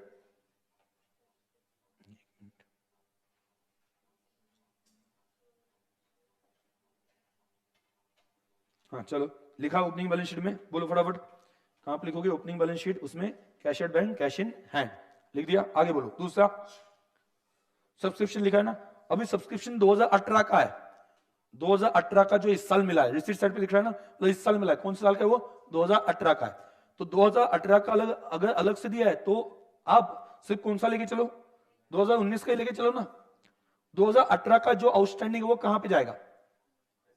Asset side. कौन से? ओपनिंग बैलेंस शीट, बराबर। तो सब्सक्रिप्शन रिसीवेबल कितना है वहां पे? 2018 का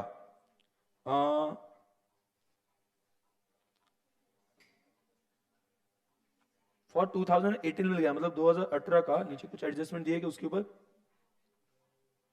है ना, कितना था? सब्सक्रिप्शन इन एरियस, एडजस्टमेंट में देखो लास्ट ईयर कितनी थी? 6500। अच्छा ध्यान देना, थोड़ा सा एक एडजस्टमेंट समझ लेना। 6500 लास्ट ईयर आउटस्टैंडिंग थी, 6500 लास्ट ईयर आउटस्टैंडिंग थी, उसमें से कितना मिला इस साल? 5100। समझ आया क्या मैं क्या बोल रहा हूं? 6500 आउटस्टैंडिंग क्लियरली दिया एडजस्टमेंट में, नहीं एडजस्टमेंट में बैलेंस दिया 6500 आना चाहिए था, मिला कितना है? 5100। तो कितना? 1400 क्या है? क्या है? आउटस्टैंडिंग। क्या है? आउटस्टैंडिंग है। मतलब ये कौन सा आउटस्टैंडिंग है? 2018 का अभी भी नहीं मिला, मतलब 19 खत्म होने को आ गया, लेकिन वो मिला नहीं। तो उन्होंने क्या किया होगा, यहाँ पे आपके बैलेंस शीट में जाते हो तो वहां पे वो दिखाया होगा, देखो यहाँ पे सब्सक्रिप्शन रिसीवेबल 2018 का इतना ही आता ना, 1400 वही था ना, 1400। ठीक है, तो चलो आगे आगे देख लेते हैं सब्सक्रिप्शन के ऊपर और क्या एडजस्टमेंट है। ये देखो 19 का जो है 24,500, 19 का कितना है? 24,500। ये आपने कहां पे लिखा? इनकम में। इस साल का कुछ आउटस्टैंडिंग है क्या? इस साल का कुछ आउटस्टैंडिंग एडजस्टमेंट में बोला है क्या? नहीं बोला, इस साल का आउटस्टैंडिंग नहीं है। तो ये याद रखना, लास्ट ईयर 6500 मिलना चाहिए था लास्ट ईयर का, लेकिन कितना मिला? 5100, मतलब 1400 क्या हो गया? आउटस्टैंडिंग। 1400 का आउटस्टैंडिंग अभी भी एसेट साइड पे दिखाई देगा, अभी भी एसेट साइड पे दिखना चाहिए, और वो इनकम में कहीं पे आना नहीं चाहिए, because it belongs to last year. इस वजह से इस साल का कोई आउटस्टैंडिंग है ही नहीं, तो हमने क्या कर दिया? 24,500 डायरेक्टली कहां पे लिख दिया? सब्सक्रिप्शन में लिख दिया। कोई आउटस्टैंडिंग नहीं, तो इस साल का आउटस्टैंडिंग भी बोला होता तो क्या करते हैं? ऐड करते हैं, और वो दूसरा इफेक्ट कहां पे देते हैं? एसेट साइड पे। इस साल का आउटस्टैंडिंग होता तो आगे बोलो। और क्या? एडवांस। एडवांस इस साल मिला, किसके लिए मिला? अगले साल के लिए। तो ये एडवांस अपने लिए क्या है? एसेट है कि लायबिलिटी है? लायबिलिटी। तो लायबिलिटी साइड पे दिखाया होगा, ओके देखो यहाँ पे कहां पे है लायबिलिटी साइड पे, ये लायबिलिटी 2400 मिल गया। आगे नेक्स्ट और क्या है? गवर्नमेंट ग्रांट किसके लिए मिली है? बिल्डिंग के लिए। बाद में for maintenance and fees from sundry patients. ठीक है, बाद में यहाँ पे गवर्नमेंट ग्रांट का आपको क्या करना है? गवर्नमेंट ग्रांट क्या करोगे? मदद मिल गई गवर्नमेंट से। तो अभी आप बिल्डिंग का देखो, सबसे पहले तो बिल्डिंग का क्या हो गया? पहले कितना बैलेंस था बिल्डिंग का? बिल्डिंग का ओपनिंग बैलेंस दिया है ना नीचे एडजस्टमेंट में। फंड का फंड कितना? बिल्डिंग का नहीं, फंड देखो, फंड के लिए मदद मिली है ना, तो आपका फंड बढ़ जाएगा, नहीं तो आप बिल्डिंग में ऐड कर दोगे। बिल्डिंग बनी नहीं है, उसके लिए फंड मिला है। तो पहले फंड कितना था? 80,000। तो पहले फंड कितना था? 80,000। और अभी कितना आ गया? अभी फिर से 80 आ गया। 80 प्लस 80 कितना? 1,60,000 है ना। पहले फंड कितना था? 80। अभी और मदद मिल गई तो आपका फंड क्या हो गया? बढ़ गया। आगे बोलो और क्या है? फॉर मेंटेनेंस, ये जो मिल गया किसके लिए मिल गया? फॉर मेंटेनेंस मिल गया। तो मेंटेनेंस के लिए उसका कोई खर्चा दिख रहा है क्या आपको? मेंटेनेंस का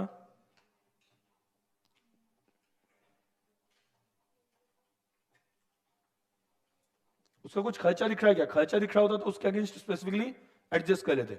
अदरवाइज क्या करोगे? अदरवाइज क्या करोगे? इनकम साइड पे दिखाओगे या लाइबिलिटी साइड पे? इनकम या लाइबिलिटी? बोलो, बड़ा खर्चा है या छोटा ही है? वैसे तो बहुत बड़ा नहीं है, क्लियर। तो उसे वहां पे क्या है कि आप इनकम साइड पे दिखा सकते हो। तो यहाँ पे देखो मेंटेनेंस कहां पे दिखा दिया? इनकम साइड पे। बाद में सन्ड्री फीस मिला, यहाँ पे आ गई इनकम साइड पे। Receipt. Donation not to be capitalize, capitalize नहीं करना, मतलब कहां पे जाएगा? इनकम में। कितना? 8,000, उसमें भी कोई एडजस्टमेंट नहीं है। बाद में net collection from benefit shows, तो नेट कलेक्शन कितना है 6000। एक्चुअली रिसिट साइड पे अलग देना चाहिए था, पेमेंट साइड पे अलग, लेकिन उन्होंने नेट कलेक्शन दिया है तो अपने लिए अच्छी बात है, क्योंकि हम इनकम साइड पे क्या लिखते हैं, रिसिट माइनस एक्सपेंसेस से लिखते हैं ना, तो उन्हें डायरेक्टली नेट कलेक्शन दिया, अपने लिए अच्छा है वैसे, बट जनरली उन्हें रिसिट साइड पे कैसे देना चाहिए था। अगर आपको बोला कि इनर कॉलम में कि 15,000 जो है वो रिसिट है और 9,000 खर्च है, ऐसा आपको इनर कॉलम में दिया, तो आपको correct receipt and payment account बनाने के लिए बोला, तो आपने क्या करना चाहिए, 15,000 रिसिट साइड पे दिखाओ, 9,000 पेमेंट साइड पे दिखाओ, और इनकम साइड पे क्या दिखाओगे 6,000, 15,000 माइनस 9,000, तो यहां पे आ गए 6,000। डन, आगे बोलो। और क्या है, सैलरीज उसमें क्या है 31,200, उसके ऊपर नीचे कोई एडजस्टमेंट है क्या, सैलरीज के ऊपर नहीं है ना, तो वहीं पे दिया है क्या, 7,200 कब का है 2018 का, 7,200 के दो इफेक्ट बोलो। एक तो इस साल के सैलरी से क्या करेंगे, लेस करेंगे, देखो 31,200 माइनस 7,200 क्या होगा ना, तो 24, ये 7,200 का दूसरा इफेक्ट ओपनिंग बैलेंस शीट में ना, ओपनिंग बैलेंस शीट में कितना 7,200 लिखा हुआ है। डन, और ओपनिंग बैलेंस बिल्डिंग का यहां पे लिखा हुआ है, बिल्डिंग फंड का ओपनिंग था ना 80,000, ओपनिंग बैलेंस भी यहां पे लिख दिया है। आगे बोलो। और क्या है, हॉस्पिटल इक्विपमेंट कितना है 17,000 का आपने परचेज किया, पहले इक्विपमेंट कितना था ओपनिंग बैलेंस, देखो ओपनिंग बैलेंस यहां पे है, ओपनिंग बैलेंस शीट में कितना है 34,000, उसमें ऐड कितना हो गया 17,000, उसके ऊपर कुछ डेप्रिसिएशन है क्या, उसके ऊपर कुछ डेप्रिसिएशन बोला है क्या, नहीं, तो क्या हो जाएगा ओपनिंग बैलेंस 34,000 बैलेंस शीट में, क्लोजिंग बैलेंस शीट में 17,000 का क्या, सामने देखो 17,000 का क्या एडिशन ना, तो आपके पास अभी इक्विपमेंट कितना है 51,000, इसमें कोई डिप्रिसिएशन है क्या, नहीं बोला है, प्रोवाइड नहीं करेंगे, समझा। फिर से बोलो, इक्विपमेंट पहला कितना था 34, दोनों साइड पे लिख दिया ओपनिंग और क्लोजिंग बैलेंस शीट में, उसमें एडिशन है, एडिशन कहां पे लिखेंगे सिर्फ क्लोजिंग में, कितना 17,000, तो आउटर कॉलम में कितना गया 51,000। आगे बोल देना, अगला क्या है, furniture purchased, one second, furniture के ऊपर कोई डिप्रिसिएशन है क्या, नहीं है, ओपनिंग कितना है, ओपनिंग बैलेंस फर्नीचर का कितना है, एडजस्टमेंट में देखो है क्या, ओपनिंग फर्नीचर का कुछ बैलेंस है क्या, नहीं है, नहीं है, तो चलो ओपनिंग नहीं है तो उस केस में ओपनिंग में कुछ लिखा ही नहीं फर्नीचर का, देख लो कहीं पे लिखा है क्या ओपनिंग में, नहीं लिखा, डायरेक्टली कहां पे लिखा क्लोजिंग में, फर्नीचर कितना परचेस किया आपने, कितना परचेस किया 6,000, डन 6,000 परचेस किया। आगे बोलो। और क्या है, एडिशन टू बिल्डिंग, पहले बिल्डिंग कितनी थी, निचले को एडजस्टमेंट में बिल्डिंग का होगा, पहले कितनी थी 80, है ना 80,000, अभी आप बोलो 80,000 की बिल्डिंग थी, ओपनिंग बैलेंस शीट में लिख दिया, ओके 90 80 90 ना, 90,000 की बिल्डिंग थी, बाय बाय, ये दोनों जगह पे लिखेंगे ओपनिंग और क्लोजिंग में, क्योंकि वही कंटिन्यू होगी ना बिल्डिंग, ओपनिंग और क्लोजिंग में भी लिखा 90, लेकिन इस साल एडिशन हुआ है बिल्डिंग में, कितना एडिशन हुआ है 50,000, तो 50,000 ऐड करने के बाद में आपकी बिल्डिंग क्लोजिंग में कितनी बचेगी 1,40,000। डन, आगे प्रिंटिंग एंड स्टेशनरी, उसके ऊपर कोई एडजस्टमेंट है क्या, नहीं है, कहां पे लिखेंगे, हाँ एक्सपेंडिचर में लिखेंगे। आगे बोलो, डायरेक्ट एक्सपेंसेस, हाँ ठीक है, चलो डायरेक्ट एक्सपेंसेस ये क्या होता है पता नहीं मुझे, हाँ कुछ एक्सपेंसेस से लिख दो यहाँ पे एक्सपेंसेस साइड पे, बाद में रेंट एंड टैक्सेस, इसमें से 300 कब का है 2020 का, अगले साल का है, इस साल में आना चाहिए क्या, नहीं आना चाहिए, तो यहां पे देखो टोटल कितना है 2,000 ओके, उसमें से -300, तो यहां पे क्या हो जाएगा रेंट्स एंड टैक्सेस 1700, ये 300 का दूसरा इफेक्ट बताओ मुझे कहां पे जाएगा, ये जो है ये कब के पे किए नेक्स्ट चाहिए ना, तो यहां पे आपको एसेट साइड पे मिलना चाहिए पेड इन एडवांस है ना, क्या नाम था उसका, प्रीपेड एक्सपेंसेस, कितना 300। आगे बोलो, इलेक्ट्रिसिटी एंड वाटर कोई एडजस्टमेंट है क्या, नहीं है, कहां पे लिखेंगे एक्सपेंसेस में, बाद में ऑफिस एक्सपेंसेस कोई एडजस्टमेंट है, नहीं है, कहां पे लिखेंगे एक्सपेंसेस में। आगे इन्वेस्टमेंट कितना 20,000, इन्वेस्टमेंट कितना 20,000, पहले वाली इन्वेस्टमेंट है क्या, पहले वाली कोई इन्वेस्टमेंट है क्या, है या नहीं, ओपनिंग में एडजस्टमेंट में दिया है क्या इन्वेस्टमेंट, नहीं दी ना, सिर्फ वो कब परचेस किए दिया है, मतलब ओपनिंग बैलेंस शीट में इन्वेस्टमेंट नहीं है, ओपनिंग बैलेंस शीट में इन्वेस्टमेंट नहीं है, क्लोजिंग में कितनी दिखाओगे, कितनी दिखाओगे क्लोजिंग में इन्वेस्टमेंट 20,000, उसके ऊपर इंटरेस्ट ड्यू है ना कितने दिन का? देखो कितना परसेंट है, 20,000 इंटू 8% कितना आता है? 1600। ओके, उसका कितना? आधा 6 महीने का कितना आता है? 800। तो ये 800 यहां पे आपको क्या दिख रहा है? आउटस्टैंडिंग रिसीवेबल, और इनकम साइड पे भी दिखाई देगा, इनकम साइड पे भी दिखाई देगा 800। दो इफेक्ट्स उसके, बराबर ना? दो इफेक्ट्स दे दिए। इनकम मतलब जो एक्रूड है इस साल का, वो इनकम लिख दिया, और दूसरा इफेक्ट कहां पे दे दिया? एसेट साइड पे दे दिया। और क्या बाकी है? Closing balances. कहां पे जाएंगे क्लोजिंग बैलेंसेस? ओके, ये हो गया है, सब्सक्रिप्शन हो गया है, ओके, बिल्डिंग हो गया है, एडिशन हो गया है, हॉस्पिटल हो गया है, बाद में सब्सक्रिप्शन रिसीव्ड इन एडवांस हो चुका है, गवर्नमेंट ग्रांट का हो चुका है, ठीक है। हाँ चलो, कैश इन हैंड हो गया, लिख दिया सभी। और कुछ बाकी है? एडजस्टमेंट में देख लो, वैल्यू ऑफ बिल्डिंग हो चुका है, इक्विपमेंट हो चुका है, बिल्डिंग फंड हो चुका है, सब्सक्रिप्शन इन एरियस, इसका इफेक्ट दिया है कि हमने? सब्सक्रिप्शन इन एरियस, इसका भी इफेक्ट दे दिया, ठीक है। तो ऐसे केस में वहां पे क्या हो गया? इन्वेस्टमेंट भी हो गया, सब कुछ हो गया, सभी इफेक्ट्स हो गए। ओपनिंग बैलेंस शीट क्लोज करोगे, उससे क्या मिलेगा? ओपनिंग बैलेंस शीट से क्या मिलेगा? Capital fund. कैपिटल फंड कहां पे लिखोगे? कहां पे? लायबिलिटी साइड पे, क्लोजिंग में। बाद में क्या करोगे? आपका इनकम एंड एक्सपेंडिचर अकाउंट कौन सी साइड ज्यादा है वो देखोगे। यहां पे दिख रहा है क्रेडिट साइड ज्यादा है। कैसे दिख रहा है? क्योंकि डेबिट साइड पे डिफरेंस दिख रहा है ना, एक्सेस ऑफ इनकम, तो वो आ गया कितना? 16,000 आ गया, और 16,000 आपने कहां पे ऐड किया? कहां पे ऐड किया? कैपिटल फंड में, और जो अमाउंट आ गई उससे टैली हो जाएगा। क्लियर? कोई डाउट है? नहीं? पक्का? डन? कोई डाउट? आगे क्वेश्चन नंबर 5। क्या वही चीजें बार बार पढ़ रहे हैं? इसका इफेक्ट यहाँ पे, इसका इफेक्ट यहाँ पे, ठीक है। तो एक ही टाइम में, एक ही लेक्चर में कितनी बार रिवाइज हो गया वो, ठीक है। तो चलो, डिफिकल्ट है? डिफिकल्ट है? अब बोलना है ना, बोलो ना, मतलब आप पार्टिसिपेट नहीं कर रहे। सबसे ज्यादा तो बोल मुझे लगना चाहिए, क्योंकि मैं तो यहाँ पे, मुझे पता है, फिर भी यहाँ पे ऐसे ही खड़ा हूं, ठीक है। मुझे प्रॉब्लम तो है ही नहीं, बराबर ना? सबसे ज्यादा बोर किसे होना चाहिए? मुझे होना चाहिए। बट आई एम इन्वॉल्व, तो बोर नहीं होगा।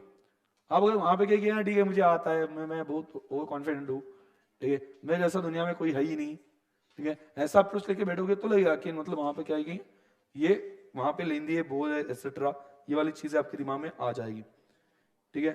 मैं इसका मतलब बहुत आया आपको, बहुत टैलेंटेड।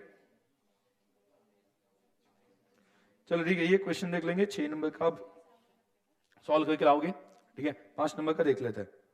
कुछ एडिशनल या अलग कुछ है नहीं उसमें, मतलब सिचुएशन सब कुछ कवर हो रहा है, सुविधा डायरेक्टली वहां पे मटेरियल का हो क्वेश्चन, या फिर वहां पे आरटीपी हो, या फिर मॉक टेस्ट पेपर्स हो। क्लियर? जो भी जहां से भी क्वेश्चन आए, और अल्टीमेटली वहां पे क्या है कि इट इज ऐसा नहीं हो रहा है कि हम छोड़ के जा रहे हैं, या वहां पे कहीं उसमें से आपको एडिशनल पढ़ना है, या आज वहां पे इवनिंग तक आपके पास आ जाएगा। क्लियर? तो इससे भी वहां पे क्या है कि सीरियसली लेना, क्योंकि आरटीपी आपको बताया मैंने, आरटीपी क्या होता है? हर एग्जाम से पहले इंस्टीट्यूट की तरफ से एक ये रिवाइज कर लो कॉन्सेप्ट्स, ऐसा करके क्वेश्चन आता है, ठीक है। तो वो हम पढ़ के जा रहे हैं, मॉक टेस्ट पेपर जो होता है, जो प्रिपेयर करने, वो भी हम पढ़ के जा रहे हैं, तो बचेगा कुछ भी नहीं। क्लियर? बचेगा कुछ भी नहीं। एडिशनली अगर आप कुछ करना चाहते हो, इन केस आपको लगता है नहीं सर हमें करना है, पढ़ना है सर, बहुत पढ़ना है, ठीक है, तो मैक्सिमम वहां पे स्कैनर देख लो। स्कैनर में याद रखना, स्कैनर में मैं आपको क्या बोल रहा हूं, स्कैनर में जो क्वेश्चंस है ना, वो पुराने फाउंडेशन में जो आते थे वो है, पुराना मतलब ओल्ड फाउंडेशन, मतलब फाउंडेशन था, उसके बाद में वहां पे सीपीडी आ गया, और सीपीडी के बाद में 10 साल बाद, 12 साल बाद वहां पे क्या है कि फिर से फाउंडेशन आ गया। तो पुराना जो फाउंडेशन था उसके क्वेश्चंस है उसमें, बराबर ना? ओके, जो कि मेरे हिसाब से जो लगता है कि सेकेंडरी है, बट वी आर ट्राइंग कि टेस्ट के थ्रू वो भी कवर कर ले, उसमें से कुछ बचा हो, कुछ नया हो, कुछ ऐसा लगता है कि नहीं ये भी कवर होना चाहिए, हम टेस्ट के थ्रू कवर करें। मतलब आपने अगर ऐसा किया कि नहीं, मतलब वहां पे क्लास का जितना है वो कर लिया, बाद में आपके टेस्ट पेपर जो है, जो टेस्ट पेपर्स हो रहे वो कवर कर लिया, तो आपको स्टडी मटेरियल हो सकता है, या फिर प्रैक्टिस, सही स्टडी मटेरियल हो सकता है, आरटीपी हो सकता है, या फिर मॉक टेस्ट पेपर्स हो सकता है, या स्कैनर हो सकता है। सब कुछ इनडायरेक्टली वहां पे क्या होगा कि आप कवर कर रहे हो। क्लियर? आपको कोई टेंशन नहीं, आपको क्या करना है, जो चीज बताई है, जो चीज पढ़ी है, उसी को ही रिवाइज करना है, आपको अलग दिमाग नहीं लगाना है। कोई रेफरेंस बुक वगैरह मत लो, उसके लिए टाइम स्पेंड मत करो, उल्टा जो है ना उससे परफेक्ट कर दो। स्टूडेंट का दिमाग में क्या होता है कि नहीं हम रेफरेंस बुक लेके उसमें से देख लेते हैं, ठीक है, उसकी कुछ जरूरत नहीं है। We are trying to cover each and everything, बराबर, ठीक है। तो चलो यहाँ पे कैपिटल फंड कहां पे जाएगा बोलो, एडजस्टमेंट कितने है, कुछ नहीं है, एडजस्टमेंट है ही नहीं। You are required to prepare income and expenditure account for the year ending 31st March 2018 and the balance sheet as at 31st March 2018.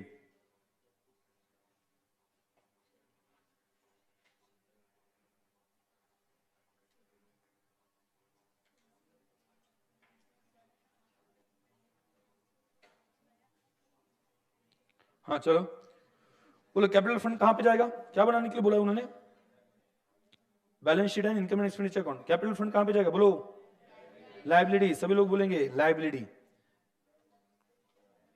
1,06,200।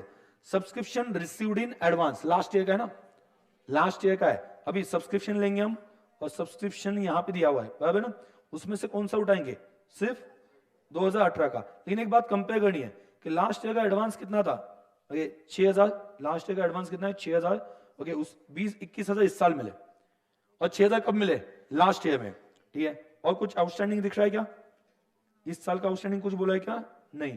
तो बोलो अभी इस साल का इनकम कितना हो जाएगा, 21,000 जो इस साल मिला रिसीट, और 6,000 कब मिला, लास्ट ईयर। तो टोटली इस साल का कितना है 27,000, कितना है 27,000। इस साल का आउटस्टैंडिंग बोला ही नहीं एडजस्टमेंट में, तो ऐड वगैरह करने की जरूरत ही नहीं है बराबर।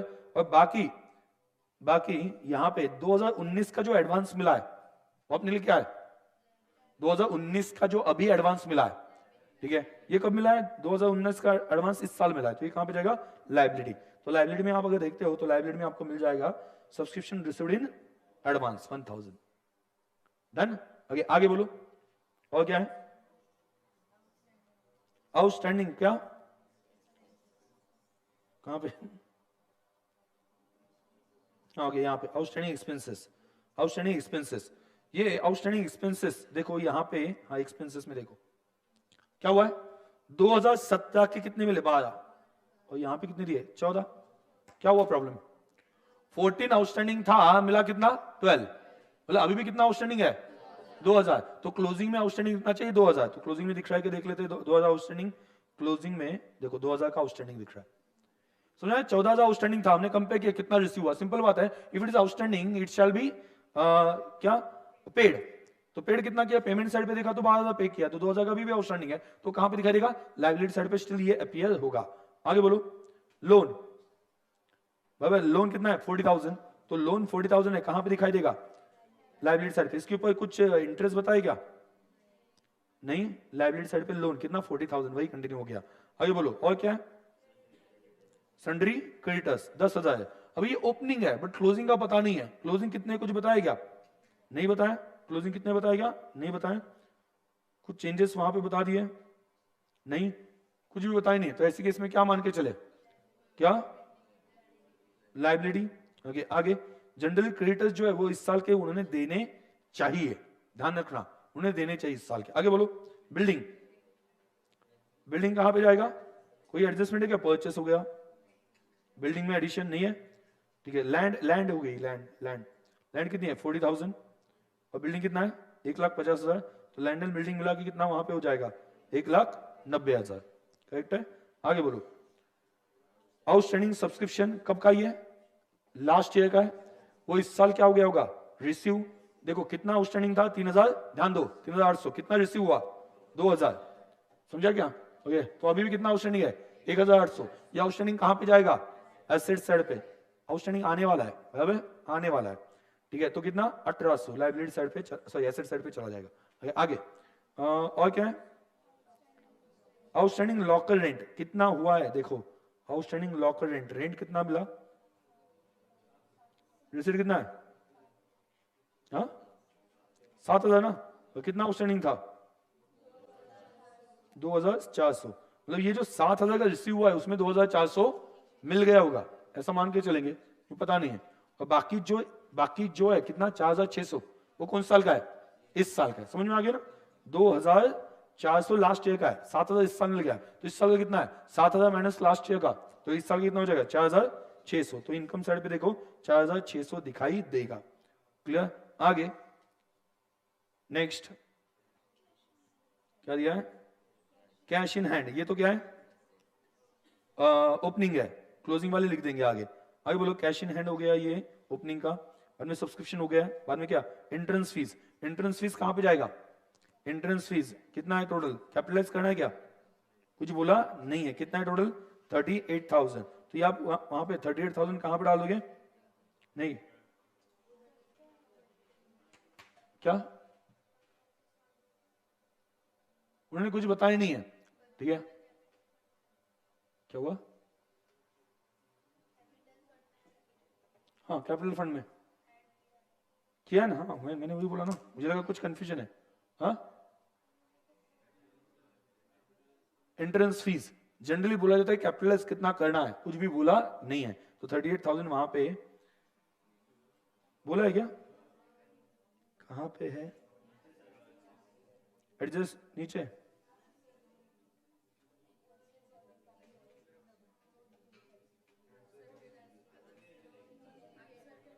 आंसर आंसर के लास्ट में नोट देके क्या, मुझे लगा कि क्वेश्चन में देना चाहिए ना, अरे तो आंसर में तो हमने जो फॉलो किया वही लिखेंगे ना, ठीक है। तो चलो आगे, तो इसमें ऑप्शन है एंट्रेंस फीस के लिए, ठीक है, मतलब आप उसे इनकम साइड पे लिख दे रहे हो तो वो भी लिख देना कि it is treated as okay not capitalize, ऐसा वहां पे कहीं मेंशन कर देना जैसे उन्होंने मेंशन कर दिया, क्लियर। तो आगे उन्होंने उसे कैपिटलाइज कर दिया तो उन्होंने नोट लिख दी, ठीक है। बाद में लॉकर रेंट कहां पे जाएगा, लॉकर रेंट इनकम साइड पे ना, ये तो ऑलरेडी लिखा हुआ है, याद है ये 2,400 का क्या था, आउटस्टैंडिंग था। आगे बोलना cell proceed of old newspaper कहां पे जाएगा, वो भी इनकम साइड पे चला जाएगा। आगे मिसलेनियस इनकम वो भी इनकम साइड पे। आगे बोलो ये एक्सपेंसेस का 2017 कितना 12,000 हो गया, और 20,000 कौन सा साल का है, इस साल का है, तो ये पेमेंट कहां पे लिखेंगे, इस साल का एक्सपेंसेस में, बराबर। बाद में क्या आता है इंटरेस्ट कितना 4,000, तो 4,000 लिख दे, कोई एडजस्टमेंट नहीं। मिसलेनियस एक्सपेंसेस कितना 4,700, उसमें भी कोई एडजस्टमेंट नहीं है, तो इसका अगर आप सरप्लस निकालते हो तो सरप्लस इतना आ जाएगा 12,900, ओके। और 12,900 क्या करेंगे हम इसमें ऐड कर देंगे, करेक्ट है, 12,900 ऐड कर देंगे। बाकी तो I think closing receipt and payment account में क्लोजिंग है वो लिख दिया, तो आपका क्या हो जाएगा 2,10,100 पे टैली हो जाएगा।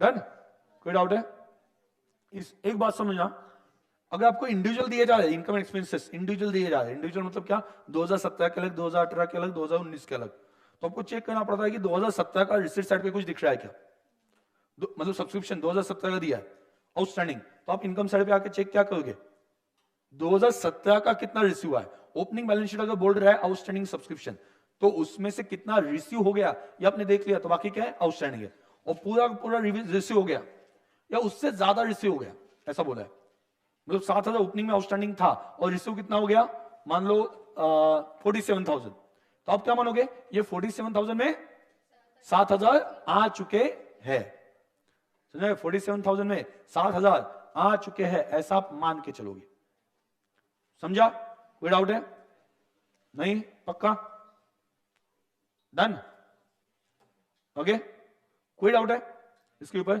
6 नंबर का आपको सॉल्व करना है, ओके 6 नंबर का आपको सॉल्व करना है, सॉल्व प्रॉपर्ली, होमवर्क सॉल्व करना है, प्रॉपर्ली सॉल्व करना है, और ये बाकी की जो क्वेश्चन है आप भी एक बार देख लेना, क्लास में तो हमने पूरे मतलब क्या रिवाइज कर लिए जो भी है, और जो रेगुलर जो है वो तो हमने सॉल्व कर लिया, ठीक है, कोई डाउट है, नो श्योर, ओके चलो बाय।